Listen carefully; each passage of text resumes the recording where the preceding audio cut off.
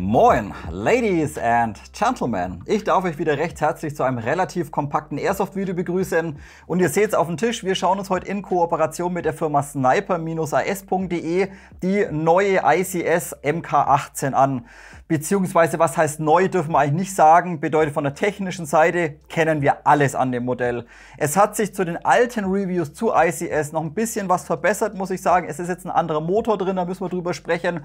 Und ebenfalls Thema EFCS beziehungsweise hauseigenes ICS SSS-System in der Generation 3. Baujahr 2022 müssen wir auch ein bisschen noch drüber sprechen, denn hier war ich positiv überrascht, denn gerade im Vergleich zu den alten Generationen nicht mehr diese lange Schaltzeit vom Abzug her, deutlich schnellere Reaktionszeit von der Elektronik, ihr könnt schnell triggern, der Abzug wurde ein bisschen angepasst und optimiert, dementsprechend hier etwas Positives zum Thema EFCS. Der Rest, Gearbox-System, Federschnellwechselsystem, die Gears, Pipapo, ist natürlich alles exakt 1:1 identisch. Dementsprechend werde ich mich gerade von der technischen Seite heute versuchen, etwas kurz zu fassen, denn das haben wir alles schon mal gesehen. Also Leute, ICS MK18, ich wünsche euch für immer viel Spaß.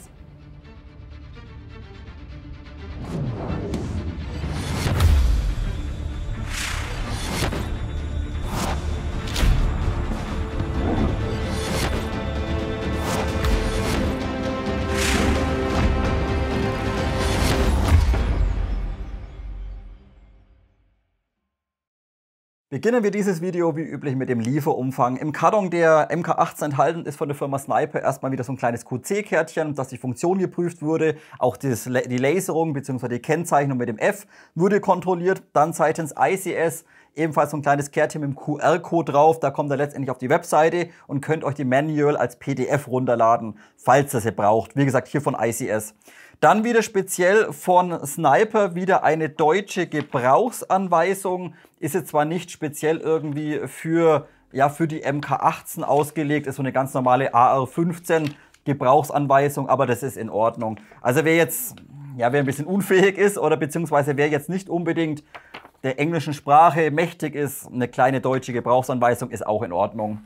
So, und dann eben von ICS die Hauptgebrauchsanweisung, 2 Seiten. Zunächst einmal für das eigene SSS-System, wie man hier das Precocking deaktivieren kann und eben für nicht in Deutschland Sässige, wie ihr ebenfalls Full Auto und Burst-Modus umprogrammieren oder umstellen könnt. Bei uns in Deutschland schießt das Ding selbstverständlich nur Semi-Only.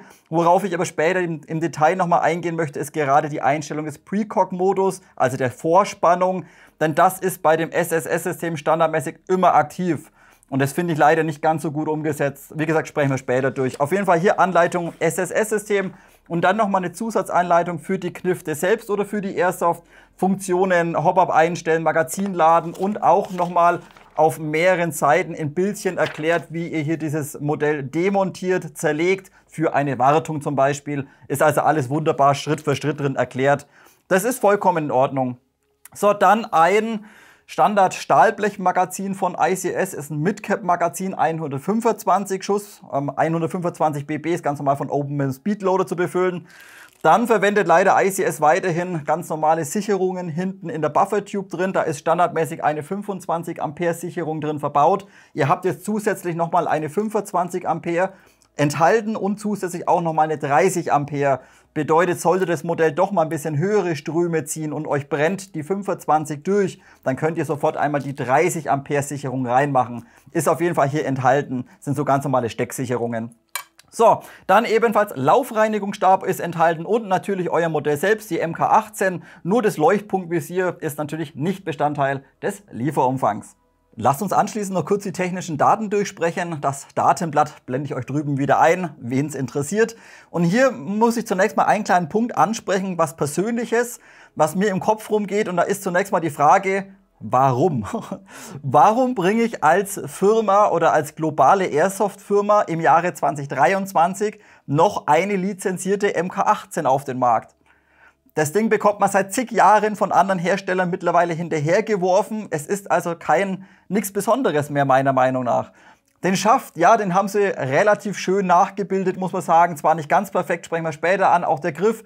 Aber warum gehe ich denn dann auf das doch relativ stark veraltete Quad-Rail-System hier vorne am Vorderschaft? Ich meine, Daniel Defense hat so geile Vorderschäfte, den RIS 3 mit M-Log-System oder auch den MFR, den ich hinten auf der Nova drauf habe. Deutlich schlanker, kompakter, leichter, modernes M-Log-System. Aber nein, da gehen sie her und knallen da wieder dieses alte Quad-Rail-System hin. Und dadurch, ja, mit Lizenz, ja, Split-Gearbox drin, aber ansonsten kein Alleinstellungsmerkmal. Also da, wie gesagt, da bekommt man auch MK18 auf dem Markt von zig anderen Herstellern wie Specna Arms, E&C, die technisch mindestens genauso gut sind, teilweise sogar besser sind und kosten auch weniger. Also wie gesagt, da hätte ICS doch ein bisschen was Moderneres abliefern können, mit Lizenz natürlich. Dann hätten sie auch wieder so ein bisschen so ein Alleinstellungsmerkmal auf dem Markt gehabt. So hat man halt wieder einfach eine MK18. So, dann natürlich, wie gesagt, Split-Gearbox drin, bedeutet, ist der handelsübliche Standard AR15 Receiver. Auch hier nichts Besonderes, nur einseitig nutzbar, wie man auch schon seit Jahren kennt, von der CXP-Serie natürlich. Aufklappbar mit Split-Gearbox drin, nur dann eben jetzt hier das hauseigene EFCS, bedeutet ICS SSS-System drin verbaut. Bedeutet, hier können auch wieder nicht in Deutschland sässige das Ganze auf Full Auto und Burst einstellen. Ihr habt die Diagnosefunktion drin, ihr habt die Akkuüberwachung, Akkuabschaltung mit drin und ihr habt den Abzug über einen kleinen Mikroschalter. Hier gab es häufig bei den älteren Generationen häufig Probleme, da die Elektronik vom Ansprechverhalten bzw. von der Schaltzeit nicht mit anderen auf dem Markt mithalten konnte. So, und das hat ICS jetzt mittlerweile gefixt, bedeutet das Ansprechverhalten oder die Schaltzeit von dem EFCS ist deutlich schneller geworden. Die Zyklenzeit ist leider weiterhin ja nicht ganz auf Niveau von anderen Herstellern.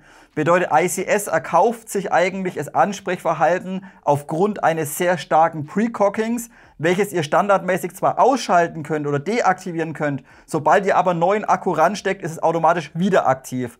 Sprechen wir auch später im Detail einmal durch. Der Rest, wie gesagt, der Rest ist Standard und aber halt der Preis 650 €, sollte man für den Verlauf dieses Videos etwas im Hinterkopf behalten.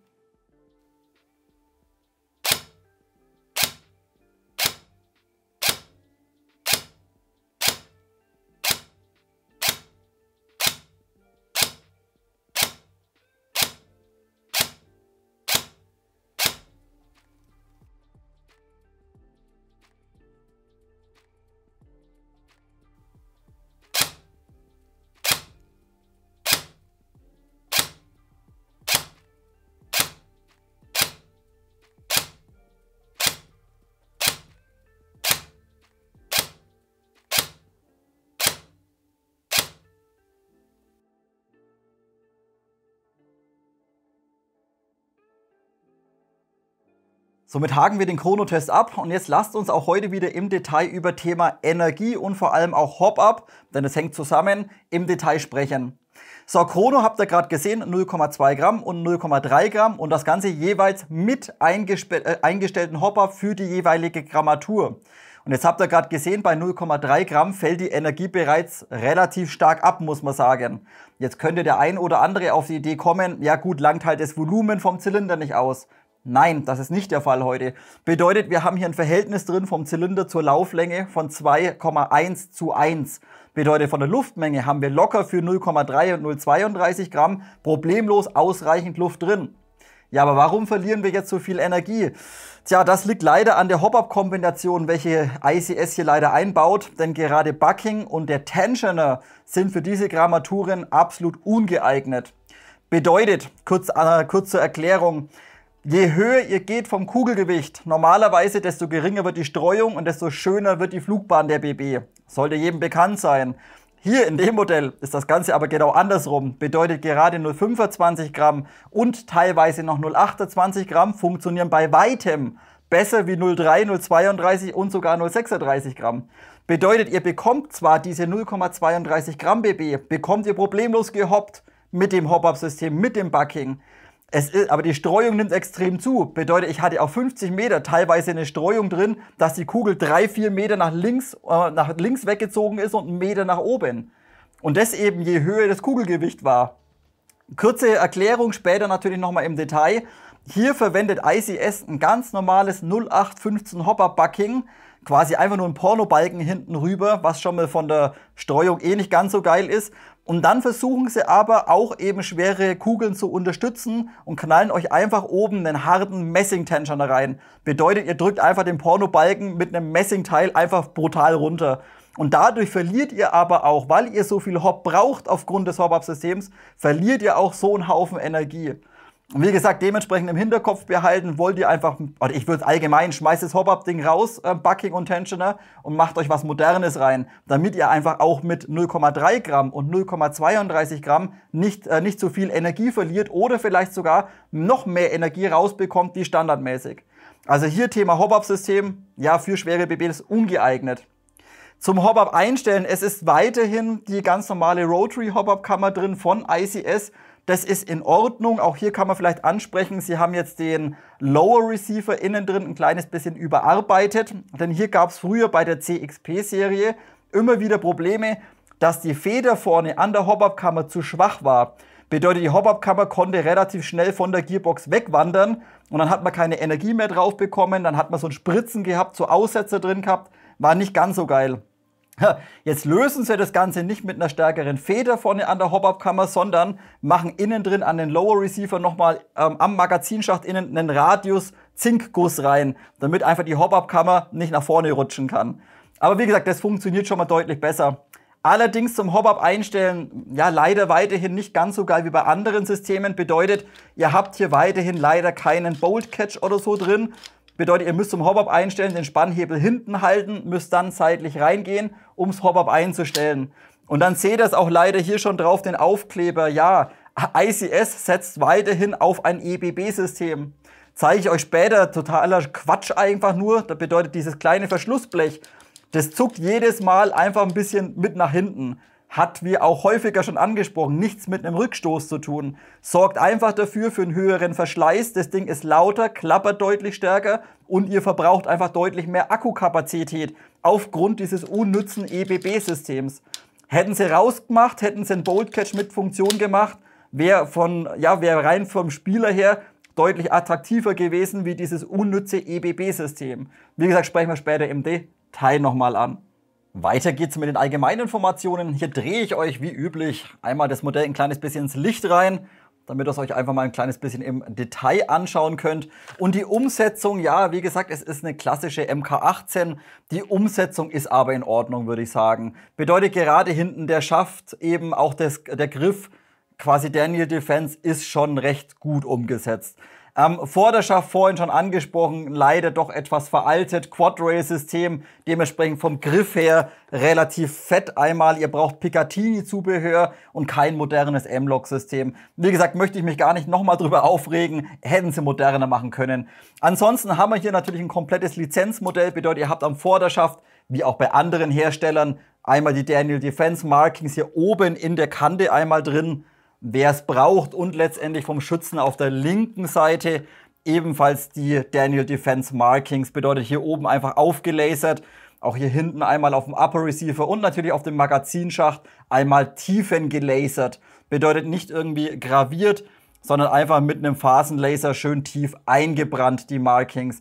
Gerade wer eben Fan von Markings ist das in Ordnung, aber wie gesagt, hätte man heutzutage nicht mehr unbedingt gebraucht, weil so eine Daniel Defense bekommt man von so gut wie jedem Hersteller hinterhergeworfen und das auch deutlich günstiger, muss man sagen. So, dann lasst uns das Modell ein bisschen im Detail durchsprechen. Die meisten Informationen jetzt hier mal, so kleine Details später nochmal in der Nahaufnahme. Mündungsbremse ist aus Aluminium gefertigt, wird im unteren Bereich mit einem Gewindestift gesichert. Bedeutet, wollt ihr Schalldämpfer, Attrappe oder Tracer montieren, erst den Gewindestift rausschrauben, dann Mündungsbremse einmal abschrauben. Das Rohr ist, oder der Outer Barrel ist ICS-typisch, nicht einteilig, sondern zweiteilig. Bedeutet, ihr habt im hinteren Bereich die Aufnahme mit der Barrel Nut. Barrel Nut ist übrigens aus Stahl gefertigt. Und dann wird letztendlich das Rohr in die Aufnahme reingeschoben und mit zwei Spannstiften verpresst oder geklemmt sozusagen. Das ist in Ordnung, denn auch die Passgenauigkeit passt. Bedeutet, auch wenn der Outer jetzt in dem Fall zweiteilig ist, sitzt er jetzt nicht irgendwie stark wackelig in dem System drin. Wie gesagt, natürlich, wenn ihr mit Kraft da rumdrückt, könnt ihr ein bisschen bewegen, aber nicht irgendwie, dass das Ding jetzt von alleine irgendwie anfängt zu vibrieren oder zu scheppern. Dementsprechend hier zwar zweiteilig, aber in Ordnung. Und wenn wir jetzt gerade schon hier vorne sind, auch das Gassystem ist nachgebildet, natürlich ohne Funktion logischerweise, aber ein Punkt, den immer sehr viele als störend empfinden und auch ich als störend empfinde: Das nachgebildete Fake-Gasrohr, welches hier innen drin liegt und in den Receiver oben reingeht, in den Upper, wird hinten leider nicht gehalten und hat sehr viel Spiel. Und dadurch klappert das Ding da innen drin rum, dass alles zu spät ist. Hört sich grausam an. Dementsprechend Vorderschaft entfernen, macht ihr hinten, wo das Gasrohr reingeht, macht ihr auf das Gasrohr entweder ISO-Band rum, 1, 2 Lagen, oder einen Schrumpfschlauch rum, damit das Ding da innen drin nicht so ekelhaft rumklappern kann. Also das hätten wir vielleicht auch bereits ab Werk besser machen können. Aber gut, dieses Klappern vom Gasrohr, das gibt's leider auch bei vielen anderen AR-15 Modellen. Der Vorderschaft ist dann schön gefertigt, aber jetzt auch kein Alleinstellungsmerkmal. Bedeutet, ob ihr da jetzt einen günstigen Nachbau aus China euch bestellt bei AliExpress für 40, 50 Euro, merkt ihr von der Qualität keinen Unterschied jetzt hier zu dem letztendlich von ICS. Wie gesagt, die schenken sich alle absolut gar nichts und dementsprechend bekommt man hinterhergeworfen. Also auch hier, wie gesagt, kein Alleinstellungsmerkmal. Die Farbe haben sie aber schön gemacht. Das ist ein bisschen so ein Burnt Bronze letztendlich, wie man es von Cerakote kennt. Aber natürlich eloxiert, nicht irgendwie mit Cerakote beschichtet. Aber wie gesagt, ist in Ordnung, und auch natürlich die einzelnen Rail-Positionen ebenfalls einmal eingelasert. Nur hier kann man auch wieder ansprechen, da hat der Laser wieder beim Einlasern wieder so ein bisschen, wie nennt man das, reflektiert.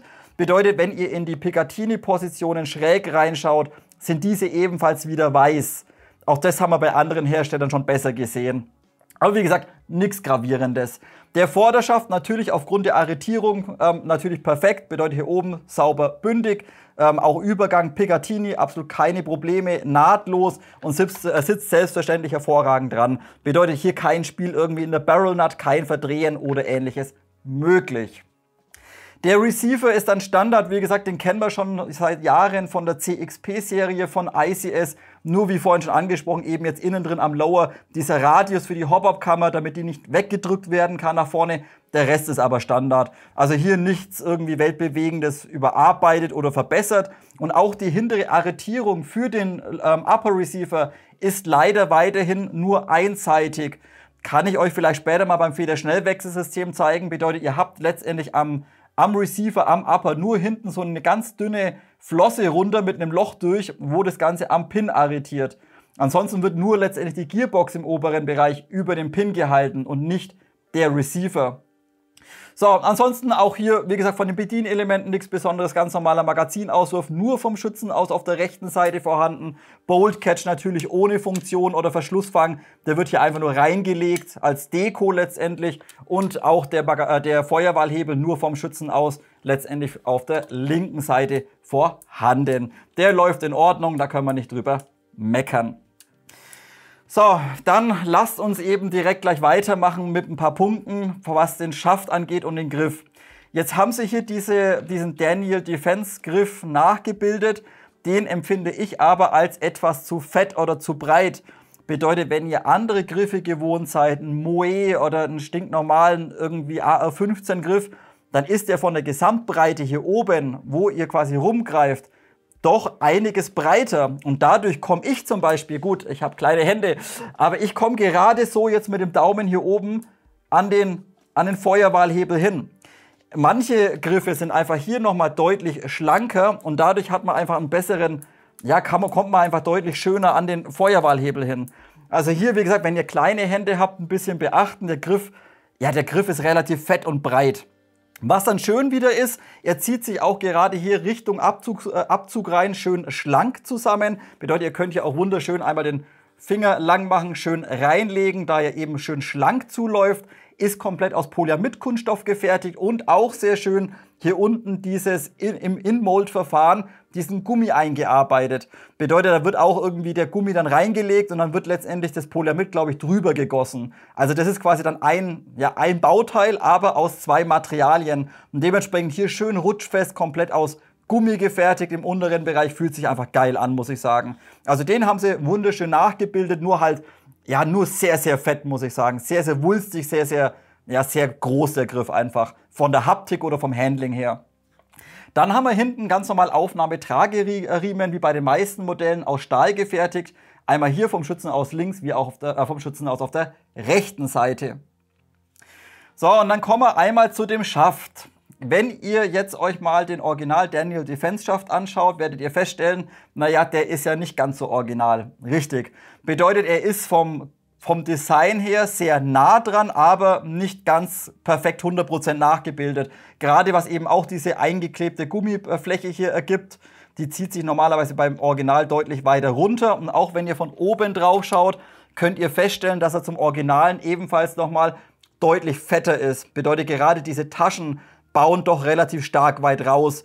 Wenn ihr euch da diese sehr günstige Nachbildung kauft von, wie heißt der China-Hersteller? Müsst ihr mal bei Shopgun, glaube ich, gucken, gibt es den. Auch Daniel Defense Nachbildung, kostet 20 Euro oder sowas, der ist deutlich schlanker.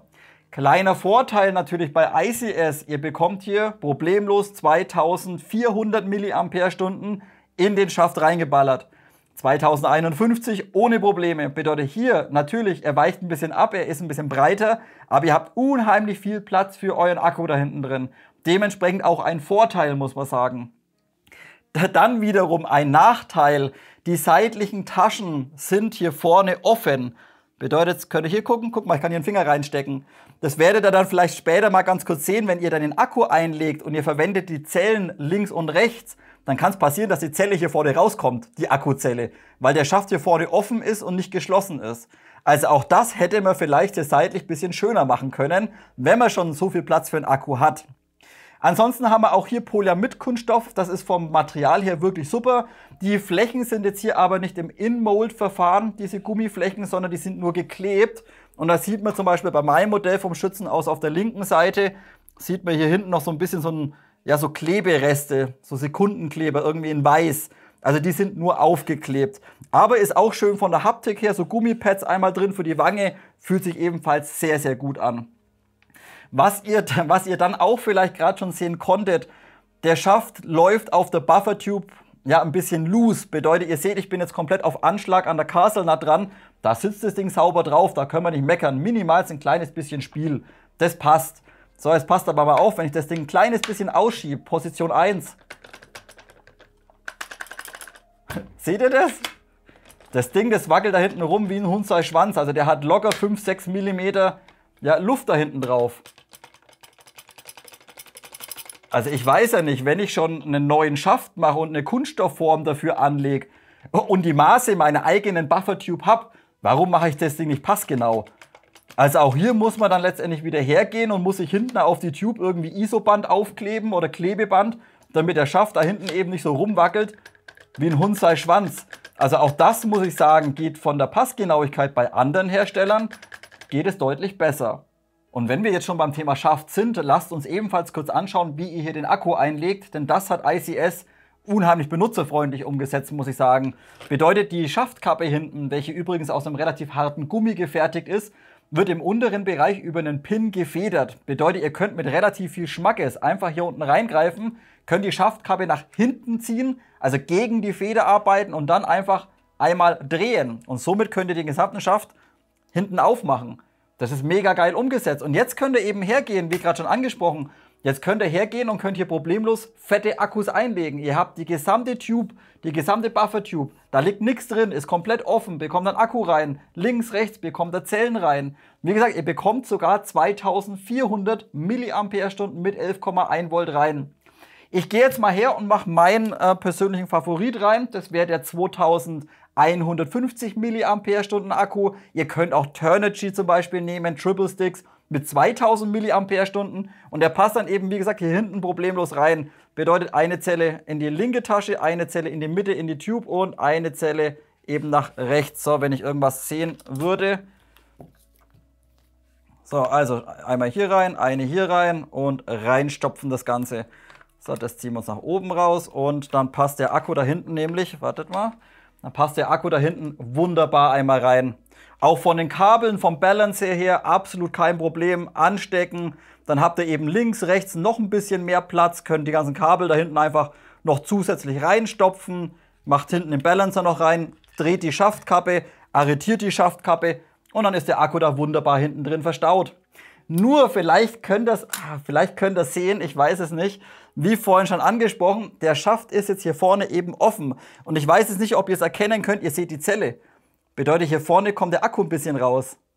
Seht ihr das? Und auf der anderen Seite sieht man auch. Bedeutet, wenn ihr die Zellen nochmal ein bisschen weiter reinschiebt, dann kommen die da vorne wieder ein Stückchen raus.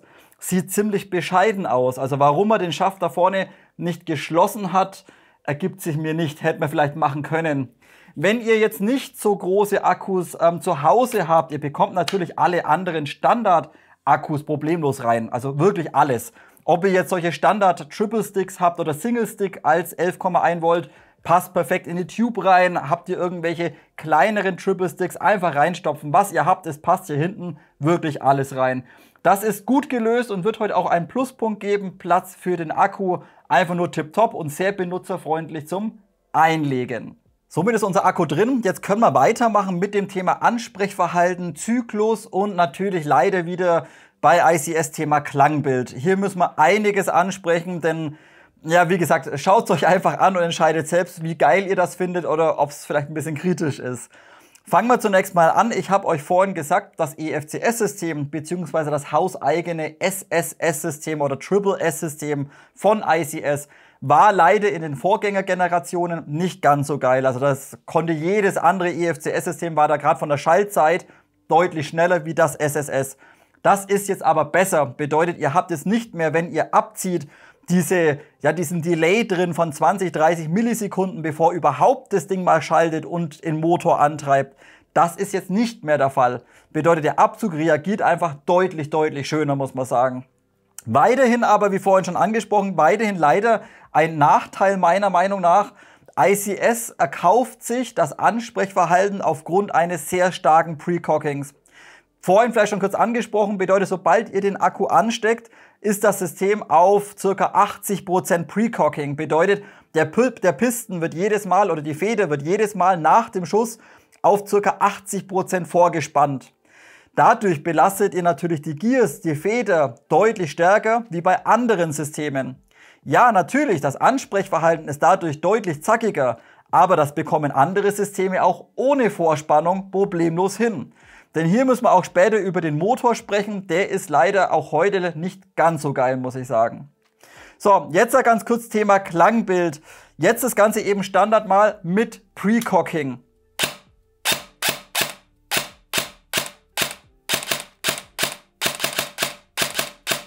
Und da würde ich sagen, das ist in Ordnung.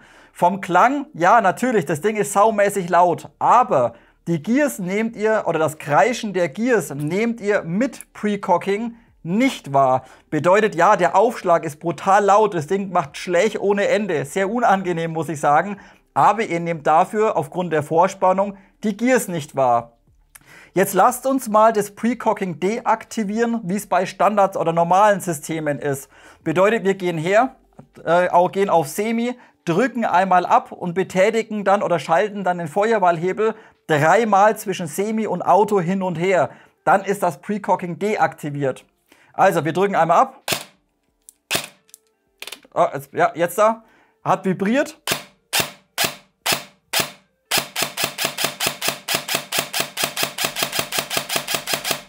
Und jetzt nehmt ihr eben die Gears und das Kreischen definitiv wahr. Ich weiß nicht, wie gut ich es einfangen konnte, aber ohne Precocking macht das Teil leider keinen Spaß. So, und jetzt müssen wir ebenfalls ansprechen, ja, wie gesagt, das System ist wirklich spritzig mit Precocking. Ihr habt aber vielleicht gerade gesehen, da ist ein vollgeladener 11,1 Volt Akku drin, also 12,6 Volt mit 2150 Milliampere-Stunden. Bedeutet wirklich ein sehr, sehr starker Akku. Und dennoch liegt die Zyklenzeit gerade mal bei 90 Millisekunden. Also auch hier leider aufgrund des Motors deutlich langsamer, muss man sagen, wie bei anderen Modellen. So, und jetzt lasst uns doch das Ding nochmal anhören mit ein paar Mumpeln. Ich habe hier mal 0,3er reingepackt und ich werde wieder auf den Karton schießen. Bedeutet jetzt einfach mal ohne Precocking und dann vielleicht nochmal ein paar Aufnahmen mit Precocking. Also, hören wir sie uns an.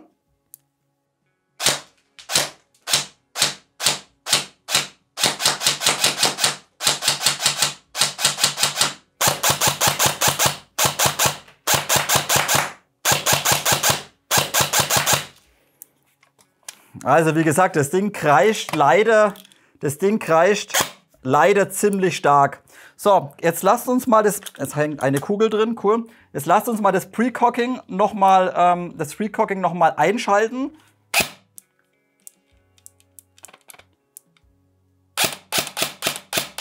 So, das dauert ungefähr immer 3 bis 4 Schuss, bis die Elektronik das Precocking dann aktiv hat. Ein paar Mumpeln haben wir noch drin. So, und jetzt das Ganze eben nochmal mit Precocking.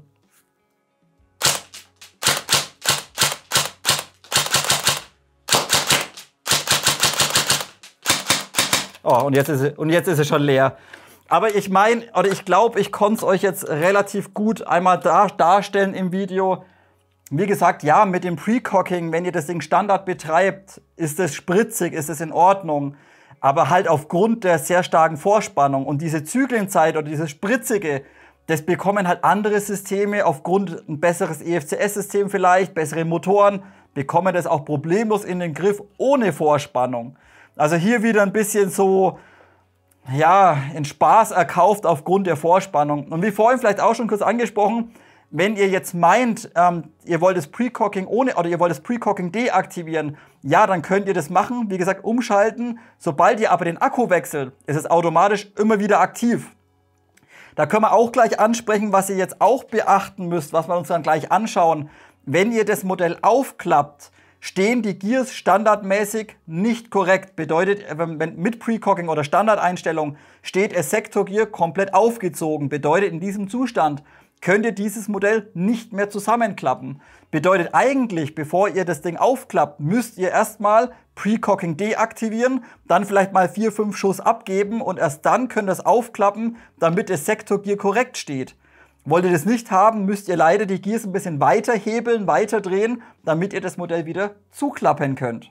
Lasst uns doch dieses Thema Aufklappen und auch Federschnellwechselsystem direkt gleich ansprechen oder durchsprechen. Ihr braucht auf jeden Fall natürlich ein Werkzeug, damit ihr das System aufklappen könnt. Hier muss man vielleicht zunächst mal ansprechen, wenn ihr das Modell neu bekommt, sitzt der Upper und der Lower Receiver perfekt zusammen, also hier kein Spiel drin. Ihr werdet es aber auch merken, wenn ihr das Modell vielleicht 2, 3, 4 Mal aufklappt, dann blättert euch hier vorne innen drin, blättert euch von der Arretierung oder von diesem Scharnier, blättert euch der Lack ab. Bedeutet, da kommen lauter so kleine Lackbrösel raus. Und irgendwann ist es dann mal der Fall, dass das ganze Modell doch relativ stark anfängt zu klappern oder zu wackeln. Das ist leider bei ICS Standard. Sollte das dann vielleicht nach 1 bis 2 Jahren mal der Fall sein, dann müsst ihr den vorderen Pin hier einmal austauschen durch einen Magic Pin. Bekommt ihr zum Beispiel von G&P gibt es die, glaube ich. Wie gesagt, damit eben das Zeug wieder sauber zusammensitzt. Andernfalls bekommt ihr hier ein sehr starkes Wackeln drauf. So, zurückzukommen, Federschnellwechselsystem und eben Aufklappen des Systems. Hier muss man vielleicht auch gleich wieder ansprechen, wenn ihr das Modell aufklappt, leider werden die Pins bei ICS nicht gesichert. Bedeutet, der Pin, ach seht ihr schon, da liegt er schon, werden hier leider nicht wie bei anderen Herstellern im Receiver gehalten. Bedeutet, die fallen einfach komplett raus. Gibt es auch Besseres, muss man sagen, damit die sauber arretiert werden. Auch der vordere Pin wird nicht arretiert. Auch den, wenn er durchklopft oder rauszieht, könnt ihr komplett rausziehen. Schade. So, und jetzt eben der Punkt, wie gerade schon beim Klangbild angesprochen. Jetzt eben Standardeinstellung mit Vorspannung. Bedeutet, die Feder und der Piston sind vorgespannt. Wenn ich das Modell jetzt ganz normal aufklappe, Klong, dann entspannt sich erstmal das System. Bedeutet, ihr müsst gleichzeitig natürlich aufpassen, wenn ihr das aufklappt, dass sich keine BB mehr in der Hop-Up-Kammer befindet, ansonsten wird die abgeschossen. So, und dann könnt ihr eben jetzt hier sehen, ja, das Aufklappen, das ist super, aber das Sektorgear steht komplett voll aufgezogen oder sehr stark aufgezogen. Und dadurch ist es euch in diesem Zustand jetzt eben nicht mehr möglich, das Modell irgendwie zuzuklappen. Bedeutet, ihr müsstet jetzt hergehen, müsstet entweder einen sehr, sehr schwachen Akku reinmachen und dann auf einmal Precocking deaktivieren. Oder aber ihr seid dazu genötigt, mit einem Schraubendreher die Gears ein kleines bisschen oder die Zahnräder ein kleines bisschen weiter zu drehen, bis das Sektorgear eben nicht mehr offen ist. Und ihr seht übrigens, aufgrund des lapprigen Motors, der da drin ist, geht es butterweich. Die könnt ihr wahrscheinlich auch mit dem Finger weiter drehen. Wie gesagt, sehr, sehr schwacher Motor drin und dadurch ist auch dieses Weiterdrehen einmal möglich. Und wie gesagt, wollt ihr das nicht mit dem Schraubendreher machen, schwachen Akku ran, denn auch mit 11.1 und ohne Precocking überdreht das Sektorgier ein kleines bisschen oder eben ein 7/4er dranhängen, Precocking aus und dann bleibt es korrekt stehen. So, und dann wäre es eben wieder möglich, das Modell ganz normal zuzuklappen, Pin wieder rein. Also hier, wie gesagt, muss man doch einiges beachten. Was dann wieder natürlich geil ist, Federschnellwechselsystem direkt hier hinten an der Upper Gearbox. Ihr könnt natürlich auch hergehen, könnt die ganze Upper Gearbox, wie bekannt bei ICS, einfach einmal nach oben rausziehen. Die sitzt relativ straff drin. Einfach rausziehen, kommt relativ zügig an die Hop-Up-Kammer ran. Das ist, wie gesagt, das ist in Ordnung, muss man sagen. So, Federwechsel, wie gesagt, hier hinten einfach reingehen mit dem Inbus oder mit irgendwas. Reindrücken, Spring Guide drehen, rausziehen, fertig, andere Feder rein, das passt. Was ihr vielleicht vorhin oder gerade schon sehen konntet, so, jetzt müssen wir mal auf die Tablet Plate aufpassen, das passt. Was ihr vielleicht vorhin gesehen habt, wenn ihr es überhaupt sehen konntet, wie vorhin schon angesprochen, leider setzt ICS hier weiterhin auf ein EBB-System. Moment. So, und dann der nächste Punkt, gerade wichtig für Einsteiger oder wer sich eben nicht so gut auskennt. Ihr werdet teilweise lesen im Airsoft den Begriff EBB. Steht für Electronic Blowback, bedeutet elektronischer Rückstoß. Auch hier muss ich leider wieder sagen, das hat mit einem Rückstoß absolut nichts zu tun. Ihr dürft also nicht erwarten, wenn ihr irgendwo lest, ja hey, die Waffe hat einen Electronic Blowback, das kickt, da habe ich einen Rückstoß drin. Nein, vergesst's. Schlagt euch das sofort aus dem Kopf raus. Bedeutet, EBB steht einfach nur dafür, dass dieses dünne Blech hier innen drin einfach beim Schießen ein bisschen hin und her wackelt und ein bisschen hin und her zuckt. Und mehr nicht. Und gerade mit einem 11,1 Volt Akku, vielleicht konntet ihr das vorhin sehen, wird das Blech gerade mal so einen Zentimeter aufgezogen und geht dann wieder letztendlich nach vorne. Bedeutet gleichzeitig mehr Verschleiß oder verschleißanfälliger das Ganze. Ihr habt ein höheres Scheppern auf dem ganzen System drauf und ihr verbraucht eben aufgrund dieses EBB-Systems zusätzlich auch noch mehr Kapazität oder beziehungsweise mehr von eurem Akku. Bedeutet, der Akku wird einfach ein kleines bisschen schneller leer, als wäre das EBB-System deaktiviert.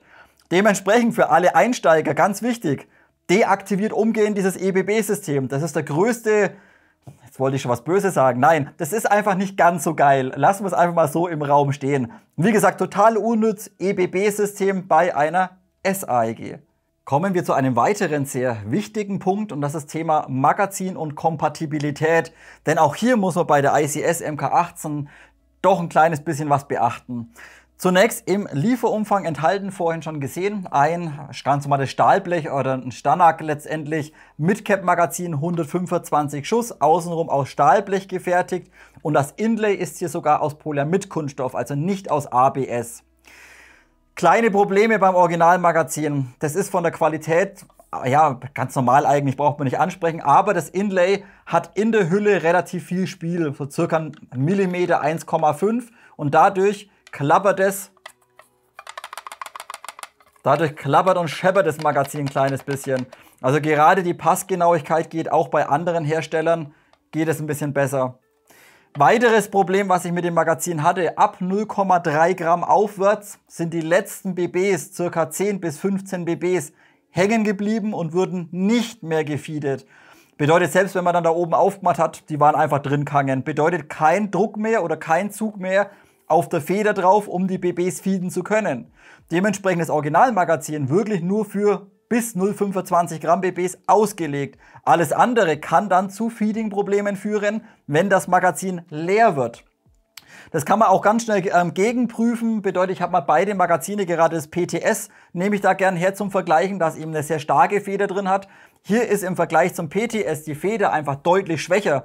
Bedeutet, wenn ihr das mal vollladet mit 100 Schuss zum Beispiel oder 120 Schuss und mit 0,3 Gramm oder 0,32 und dann den Hebel öffnet oben, dann entlädt sich das Magazin sehr langsam. Also es trudelt so richtig langsam vor sich her und lässt die BBs einfach zu langsam raus. Wenn man das Ganze mit dem PTS oder mit anderen Magazinen macht, mit 0,32 Gramm, da geht er her, dann macht es rutsch und dann sind die BBs draußen. Also hier, was das Feeding mit schweren BBs angeht, das Originalmagazin leider nicht ganz so geil. Ein weiterer Punkt, ihr müsst die Magazine im Allgemeinen mit ein bisschen mehr Liebe einlegen. Bedeutet, gerade wenn es neu ist zum Beispiel, ihr seht vielleicht auch, das hat hier außen schon Schleifspuren, im hinteren Bereich, auch auf der Seite bereits. Bedeutet, gerade wenn das Magazin neu ist, müsst ihr einfach immer hergehen und müsst mit ein bisschen Schmackes einlegen oder ein bisschen nach hinten ziehen. Ansonsten arretieren die Magazine nicht. Bedeutet, ihr könnt einfach wieder rausziehen, halten also nicht. Also hier halten wir mal fest, Magazine immer mit ein bisschen Nachdruck einfach einlegen. Und das ist leider auch bei anderen Magazinen nötig. Auch zum Beispiel die alten ICS Midcap Magazine, Polymer-Magazine, auch hier müsst ihr einfach hergehen und müsst einfach mit ein bisschen Schmackes reinprügeln, damit sauber am Magazinhalter arretiert.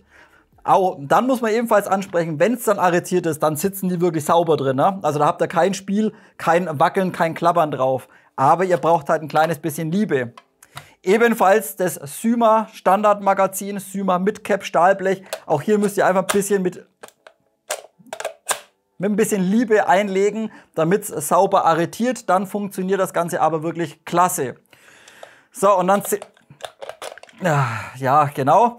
So, und dann der nächste Punkt ist, ihr seht hier wieder einen kleinen Stapel liegen, denn auch hier muss ich leider sagen, dass diese drei Magazine zwar arretieren, aber nicht feeden. Zum Beispiel Lonex Midcap Magazin, das geht deutlich schöner zum Einlegen, flutscht sauber rein, arretiert sauber, aber es feedet nicht. Bedeutet hier vermutlich wird der Schieber oben nicht vollständig geöffnet, da das Magazin relativ stark nach hinten kippt.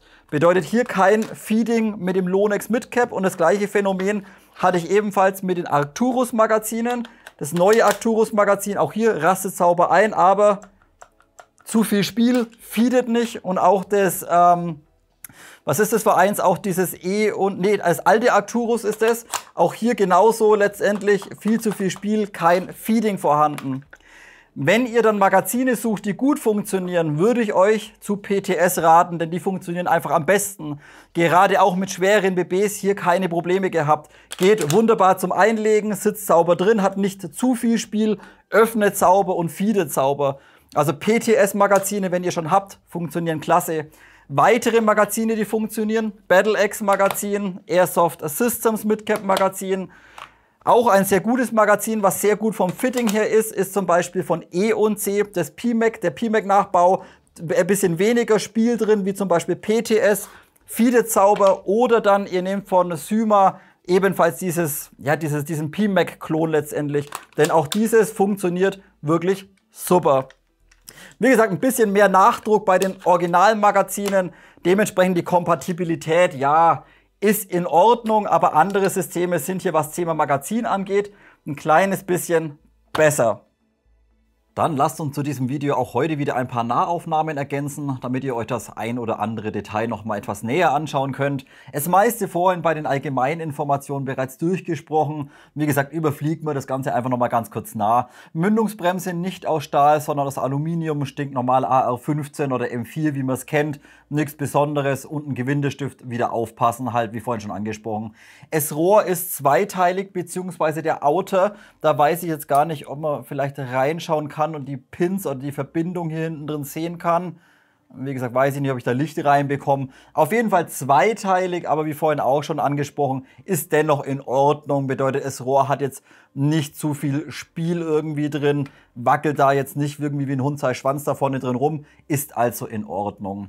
Dann nur der einzige Punkt eben Verarbeitungsqualität, sehr starkes Klappern eben vom Gasrohr, was hier oben reinläuft, wie vorhin auch schon angesprochen. Unbedingt ein bisschen Isoband draufziehen hinten oder einen Schrumpfschlauch, um dieses Klappern zu beseitigen. Geht meiner Meinung nach gar nicht. Dann die Qualität des Vorderschaftes, natürlich komplett Aluminium, aus dem Profil gefertigt, dann CNC bearbeitet, ist vollkommen in Ordnung, ist auch eine sehr gute Qualität. Aber wie gesagt, auch hier letztendlich leider kein Alleinstellungsmerkmal seitens ICS. Bedeutet, ob ihr euch da jetzt einen von E&C kauft oder selbst bei AliExpress irgendeinen MK18 Vorderschaft euch kauft, die sind alle von der Qualität exakt identisch. Also hier, wie gesagt, ist in Ordnung, passt einwandfrei von den Fräsungen, schön gemacht, aber halt, wie gesagt, genauso wie letztendlich alle anderen und auch deutlich günstigere ebenfalls. Flip-Ups, habt ihr vorhin gesehen, sind enthalten aus Polyamid-Kunststoff, offene Visierung, Chemikorn, und das sind letztendlich exakt die gleichen wie bei der CXP-Serie. Bedeutet hier jetzt nicht irgendwie für die Daniel Defense andere Flip-Ups drauf, sondern die ganz normalen, schönen, flachen von der CXP-Serie. Ist aber in Ordnung und ist auch immer schön, wenn Flip-Ups im Paket enthalten sind. Dann lasst uns ebenfalls den Receiver bzw. das Gehäuse im Detail anschauen. Hier, wie vorhin schon angesprochen, genauso wie bei der CXP-Serie von damals. Also nichts Modernes, nichts Ausgefallenes, ganz normaler AR15 bzw. M4A1 Receiver.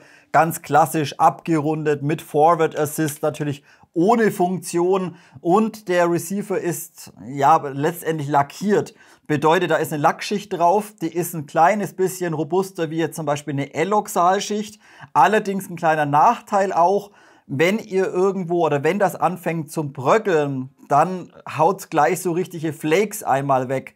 Bedeutet, vorhin schon kurz angesprochen, wenn ihr das Modell öfters mal auf und wieder zuklappt oder vielleicht sogar mal den vorderen Pin komplett entfernt und das Gehäuse trennt, dann werdet ihr sehr schnell merken, dass hier vorne der gesamte Lack einmal abplatzt innen drin und euch dann so richtige große Lackpartikel oder so ganz große Flächen einfach wegbröseln.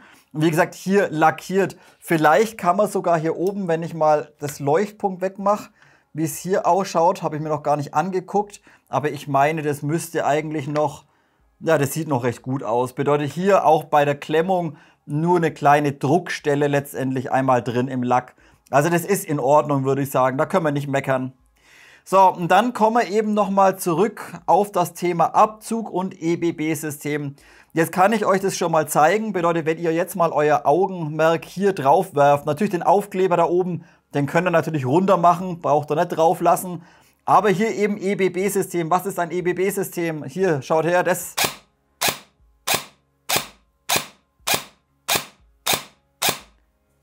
ist euer EBB-System. Also nur, dass dieses Blechchen hier kurz ein bisschen zuckt. Das war's. Mehr ist das Ganze nicht. Total unnötig, wie vorhin auch schon angesprochen. Zeige ich euch dann anschließend bei den Internals, wie ihr das deaktivieren könnt. Der Abzug wiederum ist wirklich schön gelöst, muss ich sagen. Bedeutet, er ist jetzt zwar nicht zu anderen kompatibel. Bedeutet, wenn ihr jetzt meint, ihr könnt jetzt hier irgendwie so einen flachen Max oder so reinbauen oder einen Speed Trigger, dann passt das Ganze leider nicht ohne weiteres. Sprechen wir auch später an. Aber der Abzug ist dennoch von ICS wirklich schön umgesetzt. Bedeutet, wir haben in der Sicherung gar kein Spiel drin.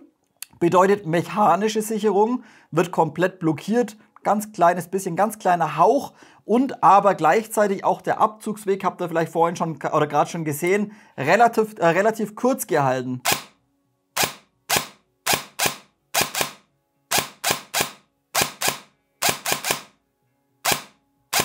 Also lässt sich wunderbar triggern, muss ich sagen. Einwandfrei, relativ kurzer Weg. Man kann jetzt zwar keinen Druckpunkt wahrnehmen oder keinen Mikrotaster wahrnehmen, daher der Weg aber so minimalst ist und wir in der Sicherung direkt blockieren, kann man sich da sehr, sehr schnell dran gewöhnen. Also hier ein sehr, sehr schöner Abzug, muss ich sagen, über den Mikrotaster und funktioniert mit dem EFCS-System hervorragend. Dann selbstverständlich vom Schützen aus auf der linken Seite die ganzen Original-Markings drauf. Bedeutet hier oben auf dem Upper Receiver MK18, hier hinten letztendlich hier nur gelasert, also einfach nur aufgelasert. Aber hier im Magazinschacht ebenfalls tief gelasert oder tief eingebrannt ins Material. Wie gesagt, wer auf sowas steht, wer einfach ein Modell mit Markings haben möchte, der ist hier definitiv richtig. Ob man das heutzutage bei einer MK18 noch wirklich braucht, wie vorhin auch schon angesprochen, sei mal dahingestellt. Das muss jeder für sich entscheiden, ob er hierfür so viel Geld investiert. Aber schön gemacht, wie gesagt, auch hier nicht einfach nur kurz aufgelasert in weiß, sondern richtig schön tief und fein eingebrannt von den Konturen her. Also das ist von der Qualität wirklich gut umgesetzt, würde ich sagen, die Markings im Magazinschacht. Dann haben wir natürlich den Bolt Catch Lever bzw. Verschlussfanghebel, selbstverständlich komplett ohne Funktion, bedeutet auch hier, wie vorhin schon angesprochen, auch der Spannhebel, es lockt nichts, es bleibt nichts hinten, wie man es normalerweise bei modernen Systemen hat. Hier nicht der Fall und dementsprechend kann auch der Verschlussfanghebel hier ein ganz kleines bisschen klappern. Der wird letztendlich nur von innen mit so einem kleinen Blech einmal verschraubt innen drin. Aber wie gesagt, komplett ohne Funktion und natürlich auch das Modell nicht für Linksschützen speziell ausgelegt. Nur der Magazinhalter vom Schützen aus auf der rechten Seite, ganz normal. Und der Feuerwahlhebel nur vom Schützen aus auf der linken Seite vorzufinden. Also hier letztendlich nur für Rechtsschützen optimiert. Auch hier natürlich, es entspricht dem Originalvorbild. Aber ich feiere es einfach, wenn moderne Kniften komplett beidseitig bedienbar sind. Finde ich einfach heutzutage schon fast ein Must-Have. Ob man es braucht oder nicht, sei aber auch dahingestellt. Dann eben noch mal kurz der Punkt mit dem Pistolengriff. Den könnt ihr euch jetzt auch mal kurz im Detail anschauen. Wie gesagt, hier oben finde ich es schön umgesetzt, zieht sich schön schlank Richtung Abzugsbügel rein. Man kann wunderschön den Finger links und rechts reinlegen. Das passt wunderbar, aber gerade hier hinten und auch beim Bevel Tail relativ fett im Vergleich zu anderen. Wie gesagt, muss man sich ein kleines bisschen dran gewöhnen. Ich finde ihn einfach ein bisschen zu, ja, allgemein vom Griff ein bisschen zu wulstig irgendwie. Fühlt sich, ja, oder ist es Geschmackssache, keine Ahnung. Aber ich finde, er ist einfach ein bisschen zu klobig vom Griff her. Wie gesagt, fühlt sich nicht ganz so schön und harmonisch an wie andere AR-15-Griffe. Die Haptik allerdings, wie vorhin auch schon angesprochen, die ist wirklich sehr gut. Zunächst mal Polyamid-Kunststoff ist sehr geil und dann eben seht ihr hier nochmal im Detail diese Gummifläche, die hier eingearbeitet wurde. Und es fühlt sich halt schon extrem lecker an, muss ich sagen. Ne? Wäre nicht ganz so fett, würde ich ihn definitiv feiern. Dann fehlt letztendlich nur noch der hintere Teil. Da haben wir einmal Aufnahme für einen Trageriemen, links wie auch rechts aus Stahl an der Endplate.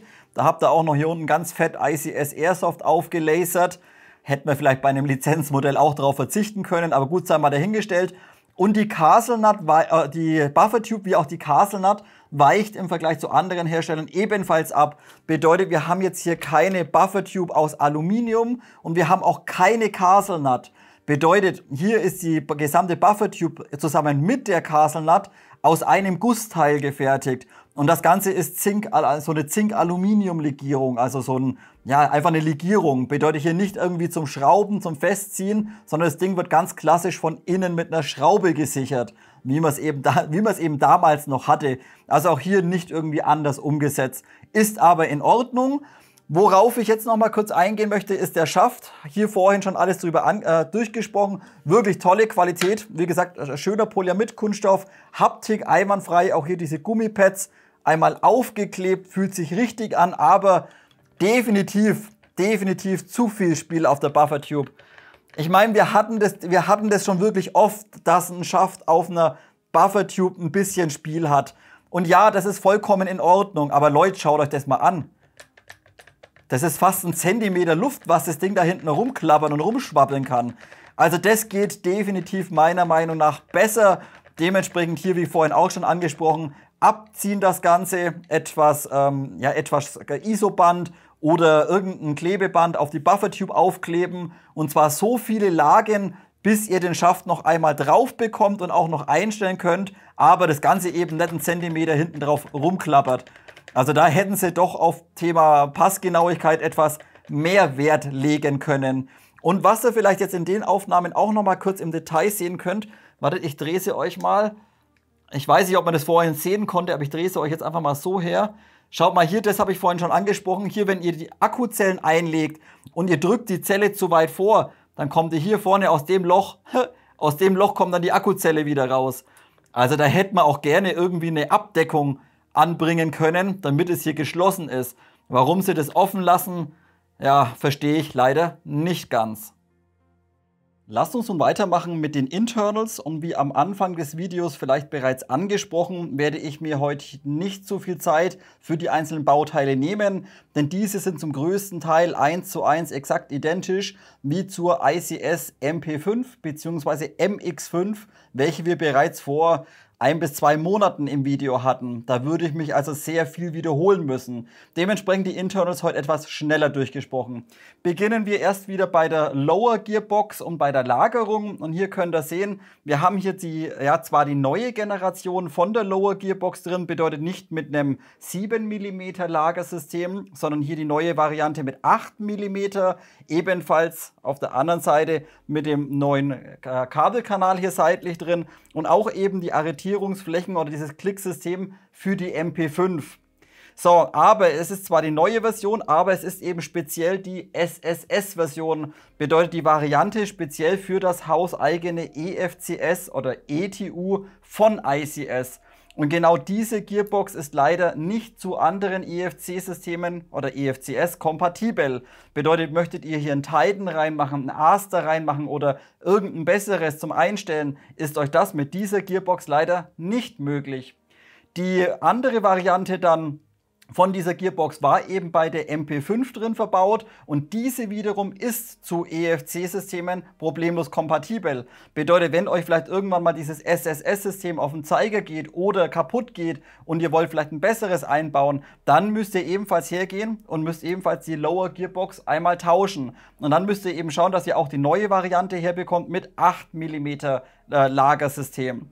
Ansonsten ist die Qualität der Lower Gearbox wirklich in Ordnung oder der Lower Shell, da können wir nicht meckern, Passgenauigkeit 1A und wie üblich bei ICS das Ganze aus der Gussform rausgekommen, zusammengeschraubt und dann nochmal spanend bearbeitet. Bedeutet, ihr seht, die beiden Hälften sind nach der Fertigung nochmal bearbeitet oder geschliffen worden, damit es einfach alles schön plan und sauber ist und dementsprechend komplett einmal nahtlos. Hier also nicht mal ein Zehntel Versatz in der Lower Gearbox drin. Dementsprechend Qualität wirklich klasse, können wir uns gar nicht beschweren.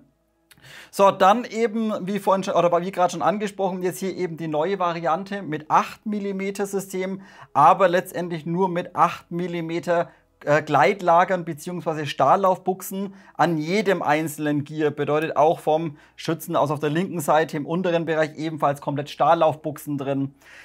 Wäre jetzt für die Energie, wie die Knifte kommt, mit 1,45 bis 1,5 Joule, wäre das definitiv nicht nötig gewesen. Bedeutet, hier wäre vielleicht sogar das Laufverhalten und ja, das Kreischen ein bisschen, wäre vielleicht mit Kugellagern sogar ein bisschen schöner gewesen.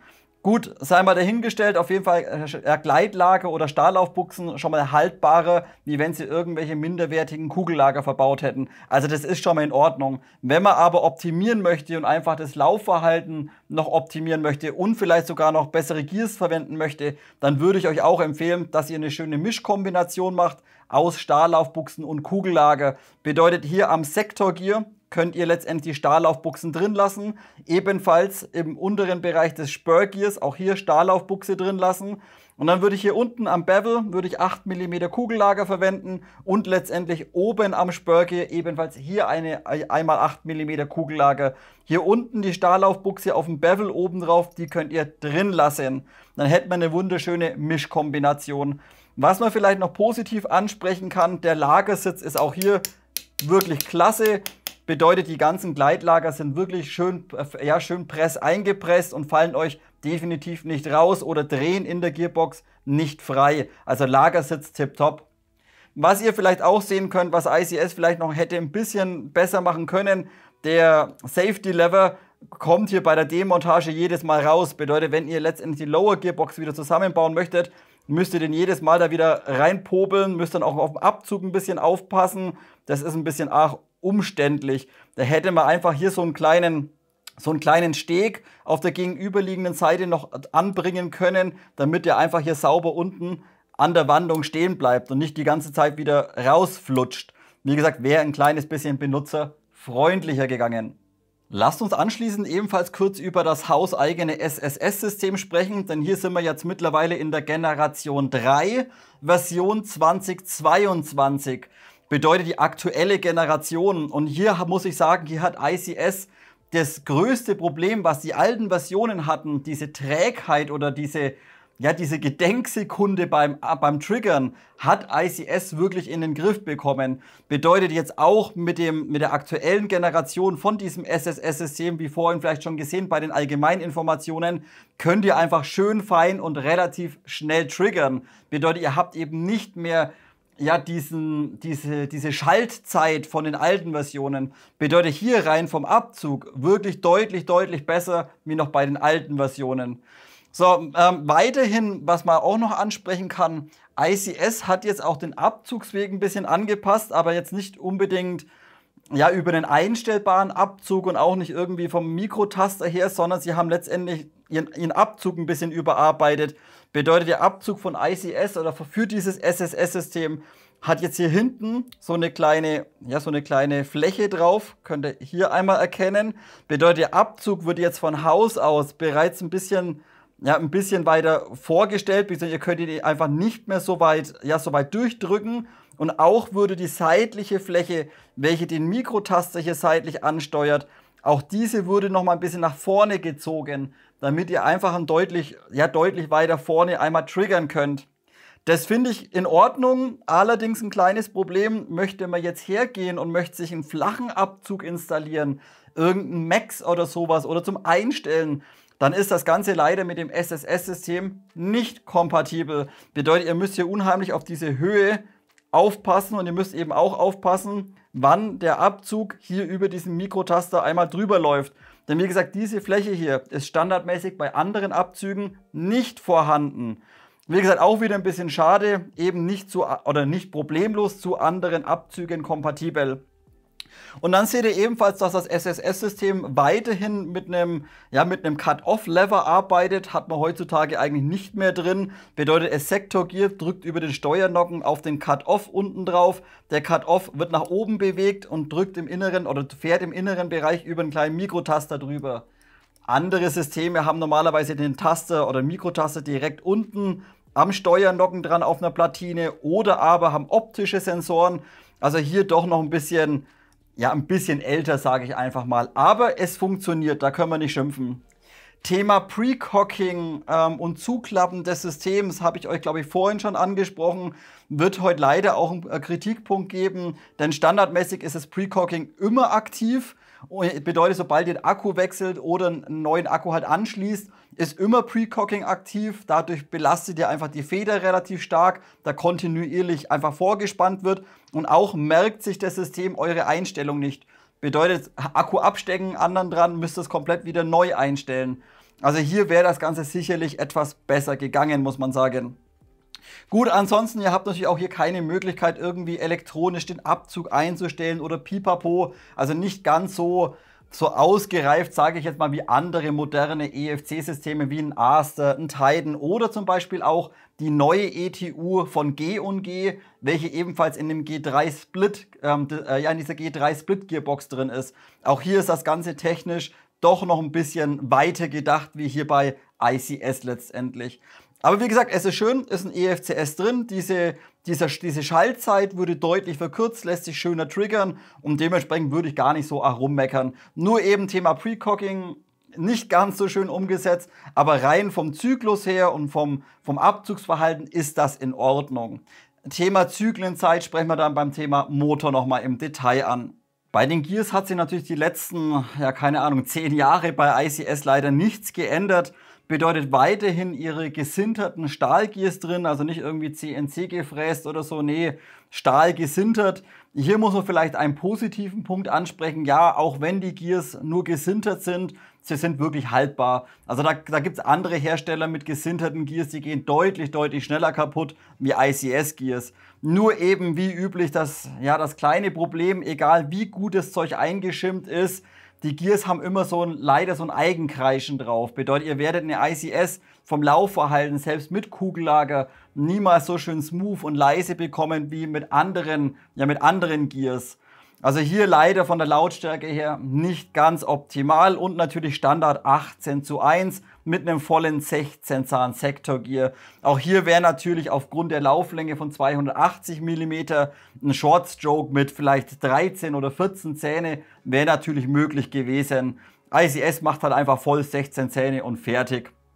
Gut, vielleicht ein weiterer positiver Punkt, wo ICS ein bisschen dazugelernt hat, auch hier jetzt eben obendrauf auf dem Sektor ein schön langgezogener Delayer-Clip, welcher das Timing der Tappet Plate nach hinten verlängert.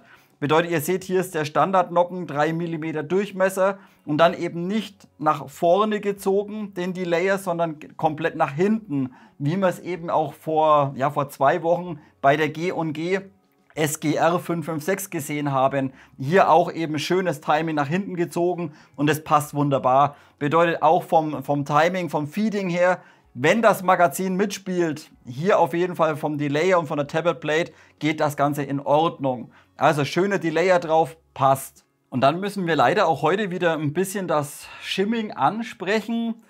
So krass kritisieren wie bei der MP5 würde es jetzt nicht unbedingt.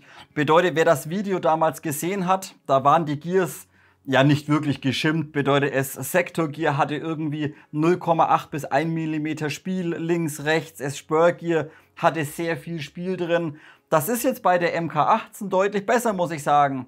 aber da haben sie es sogar ein bisschen übertrieben. Das bedeutet, wir haben am Bevel Gear haben wir so circa 0,1 bis 0,2 mm ein bisschen Luft drin. Das ist in Ordnung, das läuft richtig schön leichtgängig. Dann aber wiederum das Sektor und das Spur sitzen zu fest drin. Bedeutet, das Sektor hat gar keine Luft mehr und auch das Spur Gear hat gar keine Luft mehr. So, und jetzt passt mal auf, jetzt zeige ich euch mal was. Die Schrauben habe ich ganz normal handfest zugemacht. Also ich drehe die nicht brutal zu, sondern ihr seht nur hier mit 2 Fingerchen einfach ganz normal handfest. Also nicht übertreiben, ganz leicht zu. So, hier vorne noch ein kleines bisschen zu. Gut, jetzt passt auf. Merkt ihr was? Die Gears klemmen wie Seuche und laufen brutal straff. Bedeutet, ICS war intelligent, denn die Schrauben von der Lower waren gar nicht festgezogen. Bedeutet, ICS hat die einfach ein kleines bisschen offen gelassen. So circa eine halbe Umdrehung pro Schraube. So, bisschen weiter auf und jetzt schauen wir uns das Ganze nochmal an. Ach, guck mal her, jetzt laufen sie. Also hier Thema Shimming, ich weiß nicht, was ICS da treibt, aber keine Ahnung, das bekommen sie irgendwie nicht so ganz geil auf die Reihe, muss ich sagen. Dementsprechend, wenn euer System irgendwie zu viel Strom verbraucht oder sich ein bisschen gequält anhört, schaut einfach mal, ob das Shimming oder ob die Schrauben vielleicht zu fest sind. Denn wie gesagt, wenn ihr die ganz normal zudreht, dann klemmt das Sektor und das Spur klemmen wie Sau. Dementsprechend, wer sich ein bisschen auskennt, vielleicht nochmal sauber nachschimmen und vielleicht nochmal 0,1 am Sektor und auch 0,1 am Spur an Höhe einmal entfernen. Oder ihr macht es wie ICS, ihr macht einfach die Schrauben nicht fest und lasst die einfach ein bisschen locker. Kann man natürlich auch machen, ne? Dann lasst uns weitermachen mit der Upper Shell. Hier natürlich auch wieder 1:1 identisch, also nichts anderes, wie man es bereits kennt von ICS, nicht irgendwie optimiert oder sowas. Ist aber in Ordnung. Häufiger auch schon angesprochen, wir haben jetzt zwar hier im vorderen Bereich keine Radien irgendwie drin beim Zylinder und auch hier unten drin nicht irgendwie verstärkt wie bei Syma oder wie bei G&G. Das ist alles Standard.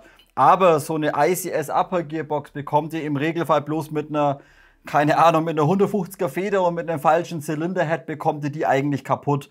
Bedeutet gerade im Vergleich zu einer stinknormalen V2 Gearbox irgendwie aus China, keine Ahnung, Qingliu oder whatever, deutlich robuster. Also hier könnt ihr auch wirklich ohne Probleme in das Ding 1,8 Joule reinbuttern oder 1,9 Joule. Das hält die Gearbox problemlos aus. Ihr könntet sogar hergehen und könnt einen Zylinderhead noch ein bisschen optimieren. Sprechen wir gleich an, aber die Gearbox ist wirklich klasse.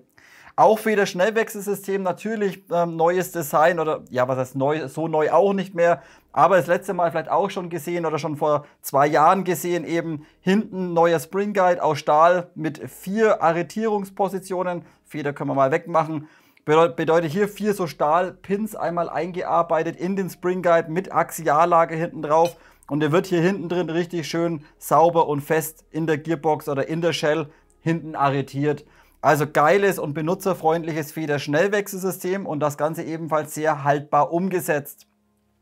Nur worüber ich mich vorhin bereits ausgelassen habe, EBB-System, absoluter Crap, braucht kein Mensch, der totale Quatsch, einfach nur, bedeutet ICS baut auch hier oben wieder ihren EBB-Schieber ein. So, wenn ich diese blöde kleine Scheibe jetzt da hinten mal drauf bekommen würde, ach, ich baue die einfach später drauf. Machen wir die mal ganz kurz weg. So, bedeutet, ihr habt hier oben drauf letztendlich diesen kleinen Plastikschieber hier drin.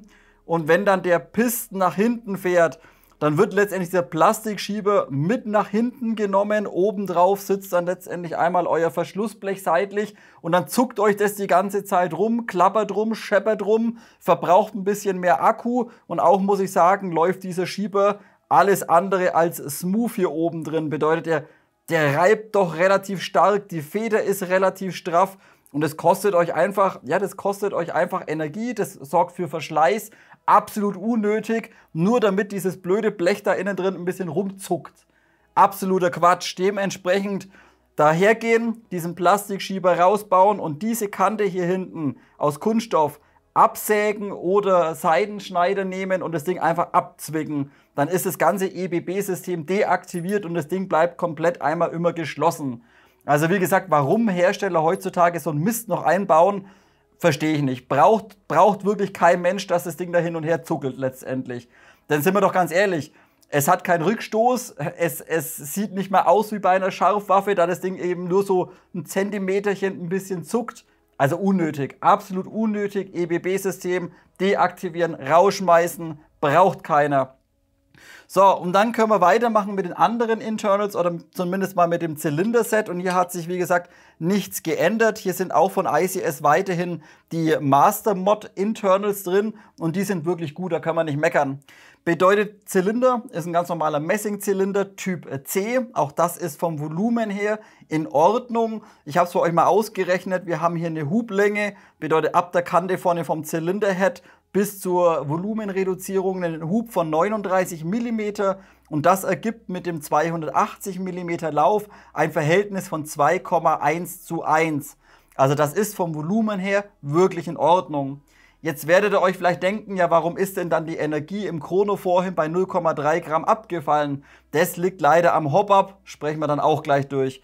Aber wie gesagt, vom Volumen her tipptopp, auch der Zylinderhead, ganz normaler V2-Zylinderhead, CNC gefräst aus Alu, vorne drin so eine harte Pufferfläche nochmal eingearbeitet aus einem harten Gummi, vollkommen in Ordnung. Nur es Sorbo könnte deutlich weicher sein und vielleicht sogar deutlich länger. Bedeutet, ihr habt hier wirklich hinten auf dem Aluminium nur ein relativ dünnes und sehr, sehr hartes Sorbo-Pad einmal drauf.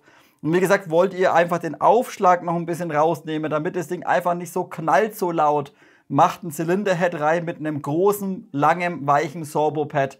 Würde deutlich besser sich anhören wie das Ding out of the box. Die Qualität und die Abdichtung ist wirklich klasse, aber wie gesagt, die Lautstärke ist echt im Vergleich zu anderen Elektro-Tackern ist einfach brutal laut, muss ich sagen. Stört mich unheimlich. Also hier kann man, auch wenn es ein Master-Mod-Teil ist, kann man leider weiterhin optimieren. Gibt es heutzutage Besseres. So, kombiniert wird das Ganze weiterhin mit der Master Mod Nozzle, 21 mm mit O-Ring innen drin und die läuft wunderbar und sitzt tipptopp auf dem Zylinderhead. Also hier können wir auch nicht schimpfen. Nur auch hier wieder der Punkt, wie letzte Woche bei der SSR 63 angesprochen. ICS, auch leider einer der zwei Hersteller. Ich weiß jetzt nicht, warum das JG macht, aber auch ICS verwendet leider immer noch eine Nozzle, die vorne komplett plan ist. Bedeutet, die Nozzle greift euch nicht ins Bucking rein, wird nicht irgendwie über eine Phase oder über einen Radius im Bucking zentriert hinten, sondern das Ganze drückt einfach nur platt drauf. Und dadurch kann es passieren, da haben wir in Schussposition ein kleines bisschen Spiel in der Nozzle drin. Und dann drückt dann der Kugelstrang drauf vom Magazin und dann drückt die Nozzle nach oben und dann sitzt die Nozzle eben nicht mehr komplett mittig zum Bucking, sondern ganz leicht ein bisschen versetzt. Und je mehr Spiel auf der Nozzle drauf ist, desto schlimmer ist das Ganze dann vom Alignment. Also hier wäre es auch vielleicht schöner, eine 21,15 mm Nozzle mit Phase vorne drin oder mit Radius, damit einfach die Nozzle nochmal schöner an der Dichtlippe vom Bucking anliegen kann und schöner hineingreifen kann. Also warum ICS das immer noch so platt macht, keine Ahnung. Aber wie gesagt, Qualität in Ordnung und auch das soll jetzt keine große Kritik sein, denn ihr könnt das Ding letztendlich auspacken und spielen. Denn auch die Abdichtung der Komponenten ist wirklich gut.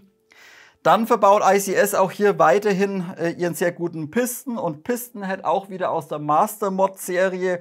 Bedeutet Polyamid-Piston mit kompletten Stahlzähnen unten drauf, 15 an der Zahl, ist einwandfrei in Ordnung und eben auch der Zylinderhead der Pistonhead aus Aluminium, ein O-Ring drauf mit Ventilation.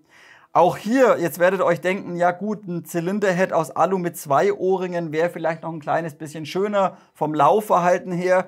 Muss ich es euch sagen, das ist jetzt hier nicht so wild, denn ICS hat hier vom Durchmesser des Pistonheads einen korrekten gewählt. Bedeutet, der gesamte Durchmesser ist deutlich kleiner im Vergleich zum Beispiel zu den Norwich-Kniften oder zum Beispiel bei den JG-Kniften und dementsprechend reibt und scheuert euch der Pistonhead da innen drin nicht. Bedeutet, ihr seht auch hier bis jetzt hier unten absolut kein Abrieb oder Schleifen an der Eloxalschicht sichtbar. Denn wie gesagt, hier vom Durchmesser ein bisschen kleiner gewählt, der O-Ring natürlich groß genug, dass er abdichten kann und es harmoniert einfach. Also hier kein Schleifen, kein Reiben und das Ding dichtet natürlich auch perfekt einmal ab. Wie gesagt, die Komponenten sind so wirklich tipptopp, aber das Ding kostet schließlich auch 650 €. Da muss man sowas definitiv auch erwarten können. Eine kleine Optimierung ist dennoch möglich, denn was ICS leider bis heute immer noch nicht wirklich gut umgesetzt hat, ist leider die Feder an der Tabbert Plate. Denn diese ist gerade bei ICS fast sogar noch ein bisschen schwächer wie bei VFC. Bedeutet, ihr habt einfach vorne auf der Nozzle so gut wie kein Zug von der Feder drauf. Bedeutet, wenn ihr mal Probleme haben solltet bei eurer ICS, dass das Modell anfängt so zu spucken, bedeutet, der Klang, der wird ganz, ganz komisch und dann fallen die BBs bereits irgendwie nach 10 Meter oder 15 Meter auf den Boden, weil sie einfach keinen Druck drauf bekommen. Dann müsst ihr hier schauen, dass ihr eine deutlich straffere Feder installiert. Denn dann kann es teilweise vorkommen, dass der Kugelkanal oder der Kugelstrang die Nozzle zu arg bremst und dann hat die Feder einfach zu wenig Power, um die Nozzle vollständig zu schließen. Wie gesagt, hier verbauen andere Hersteller deutlich stärkere Nozzlen. ICS verwendet hier eine sehr, sehr schwache Feder. Und wie gesagt, kleine Optimierung, wenn es doch irgendwann mal Probleme geben sollte, gerade mit schweren BBs, ballert die Feder raus, macht eine straffere rein, zum Beispiel von E und C. Wenn ihr kein Geld ausgeben wollt, könnt ihr auch einfach hergehen und könnt hier von der Feder nochmal eine Windung weiter umbiegen und auch nochmal auf den Zapfen mit draufschieben. Auch dann bekommt die Feder etwas mehr Vorspannung. Bevor wir gleich abschließend zum Thema Lauf- und Hop-Off-System kommen, müssen wir leider auch über den Motor sprechen. Wer das Ganze die letzten Jahre ein bisschen verfolgt, weiß, dass ICS-Motoren leider nie sonderlich gut waren. Bedeutet, gerade der Turbo 3000 war einer der schlechtesten Airsoft-Motoren, den man eigentlich verbauen konnte. Bedeutet, ist unheimlich heiß geworden, extrem hohe Ströme gezogen, das Drehmoment relativ schlecht oder relativ schwach gewesen. Und jetzt muss man erstmal positiv sagen, ja, sie verbauen hier nicht mehr den alten Turbo 3000, sondern verbauen ihren Evo 1 35K. Und auch der ist jetzt nicht mehr der brandneueste und geradezu im Vergleich zu anderen Herstellern leider kein wirklich guter Motor. Bedeutet, es ist ein handelsüblicher Longtype, wie man natürlich bekommt, nicht irgendwie CNC gefertigt, irgendwie keine Kühlrippen drin, hinten alles aus Plastik von der Lagerung her, von der Welle und leider natürlich keine Neodynmagneten. Bedeutet ganz normale Ferritmagneten und das Ding hat halt relativ wenig Kraft, muss man sagen. Gerade eben im Vergleich zu anderen Herstellern. Bei G&G bekommt man den geilen Ifrit 25K, der Norwich verbaut mittlerweile sein 24K, ist jetzt zwar auch nicht der stärkste, hat aber auch Neodynmagneten drin, ist schön spritzig. Begadi verbaut meistens ihre 30K oder ihren sehr, sehr guten 19K. Das sind alles super Motoren. Bei ICS muss man sagen, immer noch ein sehr, sehr alter und wirklich auch relativ günstiger Motor hier drin verbaut. In der Airsoft für 650 €. So, bedeutet das ganze Modell, wie vorhin vielleicht schon kurz angesprochen, macht wirklich nur Spaß mit 11,1 Volt, mit einem großen Akku drin und mit Precocking. Wenn ihr wie bei anderen Systemen das Precocking einfach ausschaltet, dann werdet ihr merken, dass das Ding einfach extrem träge ist und nicht, bei weitem nicht so spritzig ist wie andere Systeme. Ich habe für euch eben auch wieder die ganzen Daten ausgelesen. Hier mal ein kleiner Vergleich. Letzte Woche hatten wir ja diese SGR 556 im Review, das brandneue Modell von G&G mit dem Ifrit 25K Motor drin. Und das Modell hatte einen Zyklus von 70 Millisekunden. Und auch das ist nicht weltbewegend, bedeutet selbst eine Standard Ares bringt ihr problemlos auf 65 bis 70 Millisekunden. Es gibt aber natürlich auch Systeme, die haben out of the box 50, 45 Millisekunden je nach Motor mit 11,1 Volt. Die MK18 liegt hier bei 90 Millisekunden bei einem vollgeladenen 11,1 Volt Akku und fällt bei ungefähr 12 Volt oder 11,8 Volt auf 105 Millisekunden ab. Und ja, jetzt könnte man wieder drüber streiten, ob sich das bemerkbar macht. Und ich muss euch leider auch heute wieder sagen, ja, es macht sich bemerkbar. Eben das ganze Abzugsverhalten, wie das System anspricht, ist einfach deutlich langsamer und träger aufgrund des Motors im Vergleich zu anderen modernen Systemen. Bedeutet, sie haben jetzt zwar dieses Delay oder diese Schaltzeit von ihrem SSS-System, haben sie optimiert von dem EFC, aber der Motor, der zieht die Butter nicht vom Brot.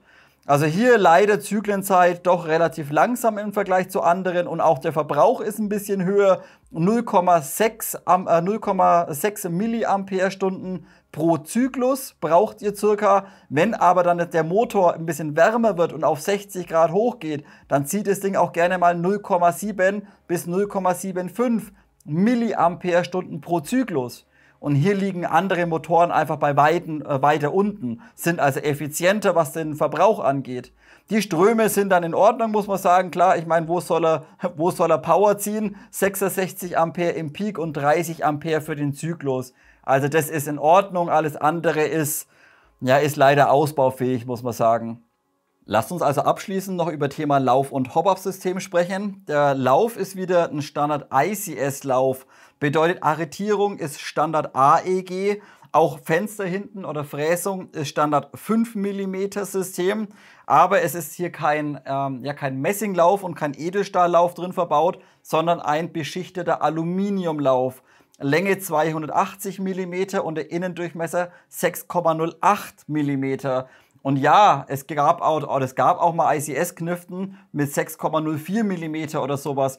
Ich weiß jetzt nicht genau, warum sie hier jetzt im Jahr 2023 wieder auf 6,08 hochgehen. Keine Ahnung, alle anderen Hersteller gehen auf 6,03 runter, ICS geht hoch wieder auf 6,08. Und wirklich, ich habe es an mehreren Positionen hinten gemessen, ich habe es an mehreren Positionen vorne gemessen. Es ist wirklich ein 6,08er. Es ist kein engerer Durchmesser. So, daher aber die Beschichtung von dem Aluminium wirklich gut ist, bedeutet auch, wenn ihr hier mal mit dem Schraubendreher hergeht und versucht hier irgendwo mit der Kante Kratzer reinzubekommen, das ist wirklich sehr, sehr hart und dementsprechend wirklich gut. Bedeutet, ich würde sagen, es ist ein brauchbarer Standardlauf mit 608. Wenn ihr da was Besseres haben möchtet, müsst ihr auf Edelstahl gehen, auf 6,03 mm. Aber wie gesagt, brauchbar und ist in Ordnung, können wir nicht meckern. Auch übrigens out of the box, wirklich schön clean innen drin, also auch mit dem Tuch mal durchgegangen, absolut null Rückstände rausgekommen. Muss man auch mal ansprechen, denn gerade bei den China-Herstellern, wenn man da die Kniften bekommt und man putzt das erste Mal das Röhrchen durch, da hängt meistens voll der Schmodder mit dran. Ist hier also nicht der Fall gewesen. So, auch die Hop-Up-Kammer ist brauchbar, vorhin schon kurz angesprochen, auch wieder Standard-ICS-Hop-Up-Kammer, wie man schon seit Jahren kennt, aber Einstellrädchen von außen gut zu erreichen, auch vom Haltepunkt her oder von der Arretierung, man kommt wunderbar hin, schön markant das Ganze und auch schön straff, läuft also nicht irgendwie zu leichtgängig und verstellt sich dementsprechend nicht. Also hier ist alles in Ordnung. So, wo wir jetzt leider heute ein kleines bisschen meckern müssen und schimpfen müssen, das ist Bucking und Tensioner. Jetzt passt auf, ICS ist hier auf eine sehr glorreiche Idee gekommen. ICS verbaut weiterhin, wie seit 20 Jahren auch, weiterhin ein stinknormales 0815 Standard Hopper Bucking. Bedeutet, es müsst ungefähr 50 Shore haben, also relativ weich, mit einem Pornobalken hinten rüber. Also absolut nichts Besonderes, stinknormal, wie man es einfach schon seit Anfang an des Airsofts eigentlich kennt. So, jetzt denkt ihr euch, ja, aber Reaper, hast du nicht vorhin irgendwas von 0,2er 30 Gramm BBs gesagt, dass das funktioniert? Wie soll das denn gehen? Ja, Leute, jetzt passt mal auf die geile Kombination. Ja, ihr könnt auch schwerer gehen mit der entsprechenden Streuung, denn ICS ballert euch da hinten einen kompletten Messing-Tensioner rein. Bedeutet, ihr drückt den Pornobalken halt jetzt nicht einfach mit einem Gumminapp oder mit einem Gummitensioner runter, sondern ihr ballert eiskalt komplett mit einem harten Metall aus Bucking hinten drauf. Und daher ihr dann natürlich für 0,2er 30 Gramm entsprechend Druck braucht, weil einfach die Patchfläche viel zu klein ist, streuen euch die Kugeln wie solche. Bedeutet, je leichter, desto geringer die Streuung. Je höher, desto höher die Streuung. Ich glaube, den größten Ausreißer, den ich hatte, war auf 50 Meter 4 Meter nach links und 1 Meter nach oben. Und das bei Windstille im Sommer. Oder halt bei, keine Ahnung, 23 Grad oder sowas. Also das kann es doch nicht sein. Wer kombiniert denn sowas? Entweder gehe ich her und baue mein Hop-Up-System so, dass es, sage ich mal, bis 0,28 Gramm BBs funktioniert, dann ist das in Ordnung. Oder ich gehe her und lege mein System so aus, dass es halt, sage ich mal, ab 0,25 bis 0,36 Gramm BBs funktioniert. Und dann gehe ich halt auf ein Flat-Hop-System, wie es andere Hersteller auch machen. Nö, ICS ist irgendwo, keine Ahnung, 1990 hängen geblieben, ballern immer noch so ein stinknormales Bucking rein und jetzt wollen sie irgendwie mit Ach und Krach schwere Kugeln hoppen und kombinieren das Ganze einfach mit einem harten Tensioner. Das geht einfach nicht und würde jetzt einfach der Lever vielleicht noch ein bisschen federn können oder noch ein bisschen nachgeben können, damit wir das Ganze ein bisschen ausgleichen können vom Druckaufbau, dann wäre das vielleicht gar nicht so schlimm. Ist aber nicht. Bedeutet auch hier der Lever komplett harter Polyamid-Kunststoff, kann null federn, kann null nachgeben und dementsprechend die Hop-Up-Ergebnisse. Wie gesagt, ja, mit 0,25 Gramm ist es in Ordnung, könnt ihr auf 50 Meter, wenn ihr Glück habt, ein Mannziel treffen. Aber je höher ihr geht, wo normalerweise die Streuung runtergeht und die Kniften deutlich präziser werden, genau hier wird die MK18 deutlich schlechter, muss ich sagen. Also dementsprechend wollt ihr höher gehen, 0,28, 0,3, 0,32, 0,36, ihr wisst, was ihr zu tun habt. Bucking rausschmeißen, Tensioner rausschmeißen und entsprechend was Gescheites reinmachen, was für diese Grammaturen auch ausgelegt ist. Gut Leute, das soll es gewesen sein. Review ICS MK18 im Jahre 2023. Und ich habe mir jetzt fürs Fazit für euch wieder sehr viele Punkte notiert, die ich mit euch nochmal durchsprechen möchte. Und gerade bei den Neutralpunkten, ja, muss ich leider ein bisschen was zusammenfügen, denn sonst habe ich in meiner Liste da drüben einfach zu wenig Platz für die ganzen Punkte. Also fangen wir beim Fazit mal an, was ich jetzt als sehr positiv ansprechen möchte. Da hätten wir zunächst mal noch, was bei ICS immer geil ist, was jetzt auch bei diesem neuen G3-System von G&G sehr geil ist, Split Gearbox. Ist, gut, muss man auch wieder unterscheiden, ist für einen Einsteiger oder wer gerade für eine Wartung wenig basteln möchte, wenig Ahnung hat von der technischen Seite, ist es eine super Sache. Kurz aufklappen, Upper Gearbox raus, dann vielleicht mal innen drin Gearbox, die Laufflächen vom Pisten sauber machen, neu schmieren, neue Fett rein. Da ist es einfach eine super Sache für die Wartung. Für alle anderen, die von der technischen Seite ein bisschen mehr Ahnung haben, ja, gleicht sich das aber ein kleines bisschen aus. Also auch normale V2-Gearboxen bekommt man im Regelfall relativ zügig ausgebaut. Aber dennoch geil, Split-Gearbox, benutzerfreundlich, auch wenn es ums Thema Motoreinstellung geht, kann man schön reingehen in die Lower Gearbox. Das Zahnspiel zwischen Pinion Gear und Bevel Gear kontrollieren, ist einfach klasse. Dementsprechend Split-Gearbox, einen Pluspunkt. Der zweite Pluspunkt, auch das Abzugsverhalten in Kombination jetzt neuer Abzug mit dem SSS-System ist bei weitem besser wie noch bei Generation 1, 2 und bei der ersten Charge Generation 3. Da hatte man immer im Abzug so ein Delay drin oder so eine Verzögerung. Bedeutet, ihr habt abgedrückt und hat es irgendwie 30, 40 Millisekunden gedauert, bevor das System überhaupt mal angefangen hat zu arbeiten. Und das hat ICS jetzt in den Griff bekommen. Bedeutet, das Abzugsverhalten ist deutlich schöner und kann jetzt auch problemlos mit anderen ETUs oder EFCS-Systemen mithalten.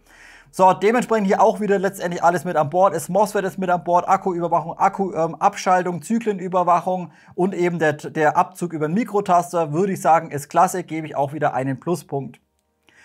Dann haben wir einen Pluspunkt gegeben auf das Split-Design und auf die Split-Gearbox und dementsprechend natürlich auch weiterhin ein sehr geiles Federschnellwechselsystem drin verbaut. Kurz aufklappen, hinten Spring Guide raus, neue Feder rein, super Sache. Geht aber auch bei anderen modernen Systemen über die Buffer-Tube heutzutage letztendlich genauso schnell. Also hier sehe ich beim Thema Federschnellwechselsystem keinen Vorteil im Vergleich zu anderen modernen Systemen, aber es ist dennoch sehr benutzerfreundlich und zugänglich. Bedeutet, ihr könnt auch das Modell runter vielleicht auf 1 Joule, ihr könnt sie aber auch hoch auf 1,8 zum Beispiel. Also Federschnellwechselsystem und Flexibilität ein Pluspunkt.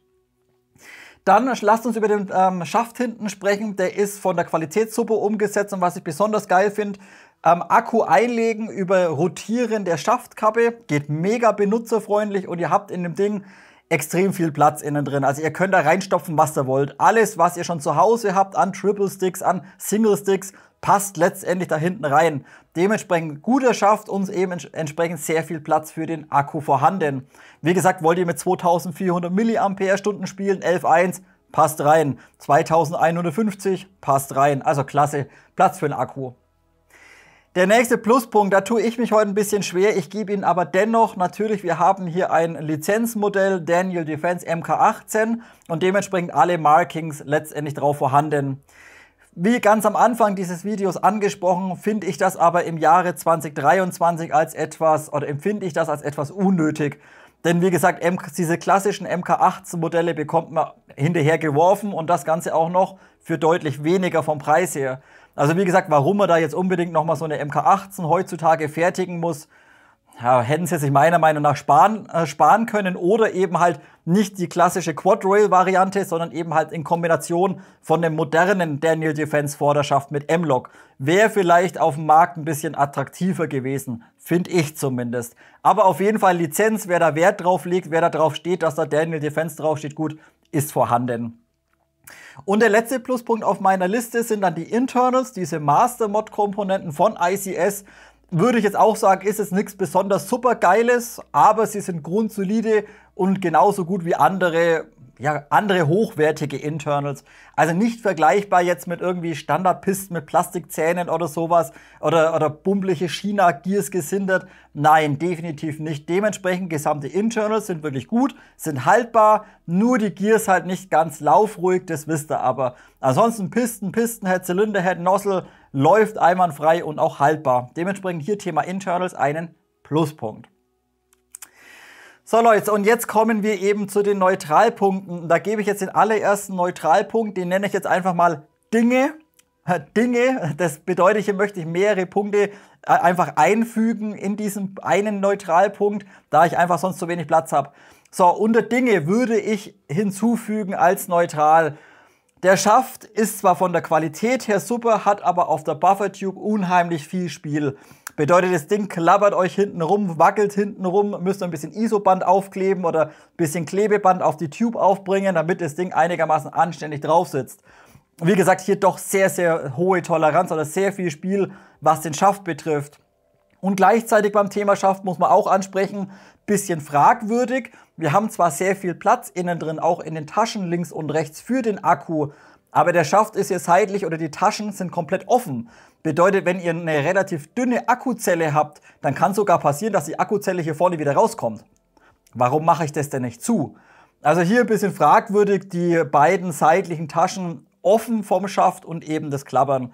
Und dann, wenn wir eh schon beim Wackeln sind, auch wieder ein kleiner Neutralpunkt. Leider auch das Gasrohr wird hier oben drin nicht irgendwie über einen Gummi gepuffert oder irgendwas, sondern es liegt einfach nur im Receiver drin und klappert relativ stark rum. Und da habt ihr richtig, wenn ihr lauft oder euch bewegt, das nehmt ihr unheimlich wahr, das Klappern hier oben drin.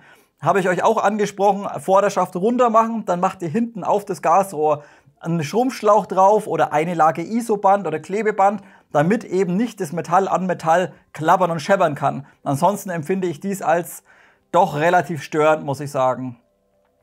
Weiterer Punkt bei Dinge, auch den Griff haben sie zwar schön nachgebildet, toller Polyamid-Kunststoff mit diesem In-Molds-Verfahren, also Gummiüberzug, von der Haptik her super, aber er ist im Vergleich zu anderen Griffen sehr breit. Bedeutet, man ist einfach mit der Hand oder mit dem Handballen weiter hinten im Vergleich zu Standard AR-15 Griffen und dadurch mit dem Daumen aber auch etwas weiter weg vom Feuerwahlhebel. Und dadurch komme ich ja gerade noch so mit der Spitze hin. Bedeutet, wenn ihr größere Hände habt, ist euch das wurscht. Wer kleinere Hände hat, ist ein bisschen sehr gewöhnungsbedürftig. Wie gesagt, ihr kommt halt an den Feuerwahlhebel wirklich nur noch mit der Daumenspitze hin, da der Griff einfach so breit ist. Also hier ein Neutralpunkt. Dann fügt man da ebenfalls hinzu, auch wieder ein bisschen schade, die Pins, jetzt könnt ihr das Modell zwar aufklappen, aber die Pins werden nicht arretiert. Bedeutet, wenn ihr die durchdrückt, fallen sie einfach raus. Wenn ihr jetzt mal schnell auf dem Feld irgendwas nachgucken müsst, irgendwie die Gears oder so, und ihr wollt das Ding aufklappen und passt nicht auf, ja, dann fällt euch der Pin irgendwo auf den Boden, irgendwo ins Gras rein, den findet ihr nie wieder. Andere Hersteller bekommen es hin, dass die Pins sauber gelockt werden. ICS leider nicht, dementsprechend Pins fallen raus, arretieren nicht, einen Neutralpunkt. So, und der letzte Punkt, den wir hier auch aufnehmen werden beim Punkt Dinge, ist eben Thema Magazin und Kompatibilität. Denn selbst das Originalmagazin oder im Allgemeinen die Magazine müsst ihr alle mit ein bisschen Liebe einlegen. Bedeutet einfach nur kurz so rein, zack, weiter, ist leider nicht immer möglich, denn die arretieren nicht sauber. Ihr müsst also immer ein bisschen noch so ein Bitch-Slap draufgeben oder einfach ein bisschen mit Schmackes einlegen, damit die Magazine sauber arretieren. Bedeutet auch hier, wie gesagt, Thema Dinge, Magazinarretierung, ein Neutralpunkt. So Leute, jetzt kommen wir weiter. Nächster Neutralpunkt gebe ich extra, Thema Hop-Up-System. Habe ich euch am Anfang gesagt, die Kombination aus Bucking und Tensioner ist hier seitens ICS leider nicht gut gewählt. Wollt ihr jetzt nur 0,25 Gramm BB spielen, da passt es. Da funktioniert es auch sauber, lässt sich sauber einstellen, keine Probleme. Geht ihr jetzt aber hoch mit dem Kugelgewicht, dann verliert ihr zunächst mal aufgrund des Hop-Up-Systems, aufgrund, dass wir einfach nur so einen Balken rüber haben und den sehr tief drücken müssen, verlieren wir unheimlich viel Energie im Vergleich zu modernen Flat-Hop- oder R-Hop-Systemen und ihr bekommt auf 0,32 Gramm sogar eine höhere Schwankung drauf und größere Ausreißer drauf wie mit leichteren BBs, weil einfach der Tensioner viel zu hart ist. Also hier nicht gut umgesetzt. Wie gesagt, wollt ihr 03, 02er 30 verwenden, Bucking raus, Tensioner raus und macht euch was Gescheites rein. Was ihr dann nehmt, ob ihr auf ein Maple Leaf System geht oder auf so ein Bugatti Fly System oder Flamingo oder TNT oder whatever, das ist euch überlassen. Aber auf jeden Fall Bucking, Tensioner würde ich definitiv tauschen oder wechseln. Der nächste Neutralpunkt ist Thema Zyklenzeit, 90 Millisekunden in Bezug auf den Motor. Bedeutet im Vergleich zu anderen modernen Systemen hier kein Neodyn-Magnetenmotor drin, sondern ein handelsüblicher Ferritmotor. Und dadurch ist die Zyklenzeit leider doch einiges höher wie bei anderen modernen Systemen, die teilweise sogar deutlich weniger kosten. Also hier Thema Motor und Zyklenzeit ohne Precocking natürlich ausbaufähig. Also da erwarte ich für 650 €, dass da ein gescheiter Motor drin ist mit Neodyn-Magneten, irgendwie auch so wie der Ifrit von G&G zum Beispiel, der 25K, da kann der diese Evo 1 von ICS bei weitem nicht mithalten. Also ein sehr, sehr günstiger und relativ langsamer und schlechter Motor, muss ich sagen. Wie gesagt, natürlich, standardmäßig kommt das Ding mit Precocking, da ist das Ansprechverhalten in Ordnung, aber der Zyklus selbst dauert einfach relativ lang im Vergleich zu anderen Systemen. So, und der nächste Neutralpunkt, wo wir noch vor 1 Monat oder vor 2 Monaten hatten wir ja diese ICS MP5 oder MX5 im Review. Da habe ich euch gesagt, die Gears sind unter aller Sau geschimmt. Bedeutet der Sektorgear 1 Millimeter Luft oder sowas. Es Spurgear übelst viel Luft drin gehabt. Ist hier nicht der Fall. Nee, aber hier ist es überschimmt. Bedeutet, da sind so viele Schimmscheiben drauf, dass wenn ihr die Schrauben von der Lower Gearbox handfest zudreht, klemmen euch die Gears. Dementsprechend ist ICS auf die glorreiche Idee gekommen, sie schrauben einfach die Schrauben gar nicht fest zu, sondern die sind einfach nur reingedreht, damit die Gears halt nicht klemmen. Also das darf meiner Meinung nach auch nicht sein.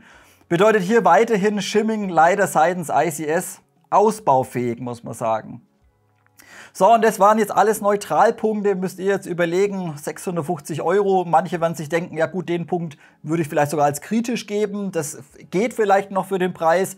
Wie gesagt, müsst ihr alles selbst entscheiden. Und jetzt würde ich aber sagen, jetzt habe ich nochmal Kritikpunkte, gerade in Bezug vielleicht Preis-Leistungs-Verhältnis, die definitiv so nicht sein dürfen. Zunächst mal ein kleiner oder ein Neutralpunkt ist Thema EBB-System oder ein Kritikpunkt des EBB-Systems. Der absolute Humbug braucht kein Mensch. Bedeutet, es fährt bei jedem Schuss fährt dieses Blechchen da noch ein bisschen mit zurück, zuckt da innen drin rum, macht Lärm, sorgt für Verschleiß und sorgt auch dafür, dass ihr aus dem Akku etwas weniger Schüsse rausbekommt. Dementsprechend absolut unnötig, würde ich definitiv einmal rausschmeißen, das Ganze. Also EPB-System braucht kein Mensch, ein Kritikpunkt. So, nächster Kritikpunkt ist Thema Precocking, wie am Anfang oder wie jetzt schon häufiger angesprochen. Standardmäßig mit der Elektronik ist das Precocking immer aktiv. Bedeutet, sobald ihr den Akku ansteckt und die ersten 3-4 Schüsse abgebt, pendelt sich das System ein und der Piston wird bei jedem Schuss zu ca. 60 bis 80%, je nach Power des Akkus, vorgespannt. Bedeutet gleichzeitig, wenn ihr das nicht beachtet und das Modell einfach so jetzt einpackt und lagert, dann ist die Feder konstant immer auf Spannung. Bedeutet, nach 1 bis 2 Monaten hat das Modell keine 1,5 Joule mehr, sondern vielleicht bloß noch 1,2 oder 1,3 Joule, da die Feder einfach an Spannung oder an Tension verliert. Finde ich also nicht gut. Und wenn ihr das dann deaktiviert über den Feuerwahlhebel und über den Abzug, dann könnt ihr zwar ganz normal ohne Precocking spielen, aber sobald ihr Akku wechselt und wieder ansteckt, ist das Ganze wieder aktiv. Also es wird auch nicht gespeichert, die Einstellung. Finde ich also nicht gut. Thema Precocking haben sie, wie gesagt, ich empfinde immer Thema Precocking ist so ein Fake-Ansprechverhalten. Bedeutet, wenn der Motor einfach grottig ist und das Ding einfach zu langsam ist, dann macht man halt ein Precocking auf gut Deutsch. Ja, also wie gesagt, Thema Precocking, ein Kritikpunkt, finde ich nicht gut. Und dann heute der größte Kritikpunkt, was ICS immer hat, das ist Thema Lautstärke und Klangbild. Wie gesagt, mit Precocking geht's eigentlich, bedeutet, ihr nehmt nicht dieses Kreischen von den Gears wahr, aber das Ding ist einfach abnormal laut. Bedeutet, der Aufprall, der Schlag, den ihr hört jedes Mal im Vergleich zu anderen SAEGs, bestimmt doppelt so laut. Also das Ding, das schlägt, dass alles zu spät ist. Und wenn ihr dann aber das Precocking deaktiviert und ohne Vorspannung spielt, dann kreischen die Gears und die Motoreinstellung doch relativ stark. Also gesamtes Klangbild, Lautstärke gebe ich ebenfalls einen Kritikpunkt. So Leute, und zusammengefasst, viele Neutralpunkte, viele Kritikpunkte. bin ich der Meinung, dass 650 € für das Modell einfach zu teuer sind. Und wie gesagt, ja gut, es ist eine Lizenz drauf, aber Mensch, wen juckt's denn? Wie gesagt, ich bekomme auch von anderen Herstellern eine MK18, teilweise sogar mit Markings, auch als Lizenz, deutlich günstiger. Also da ist diese Preisdifferenz, finde ich, im Vergleich zu anderen Herstellern, MK18-Modellen, reißt jetzt diese Split-Gearbox, reißt da nicht raus. Also da zahle ich lieber irgendwie, keine Ahnung, 450 € oder 500 € und bekomme dann aber auch ein Modell, vielleicht sogar mit einem besseren Motor, vielleicht ein bisschen besseres EFCS-System drin, besseres Hop-Up-System für schwere BBs und zahle aber 150 € weniger dafür. Also wie gesagt, Preisgestaltung 650 €, naja, muss jeder selber entscheiden. Also wer es hat, ja gut, wenn ihr das Geld zum Rausschmeißen habt, dann gönnt euch. Schlecht ist es definitiv nicht. Ich finde aber für den Preis wäre es auch besser gegangen. Gut Leute, wollt ihr irgendwas ergänzen? Habe ich irgendwas falsch angesprochen, schlecht angesprochen oder ja, sucht ihr irgendeine Erklärung? Ihr wisst Bescheid, jederzeit aber Kommentarfeld nutzen. Wenn euch das Video gefallen hat, Like, Abo, Glocke aktivieren und vielleicht eine Mitgliedschaft auf Patreon dalassen. Ich würde mich natürlich wieder mega drüber freuen. Und wir sehen uns dann nächste Woche zum nächsten Video. Bis dahin, macht's gut.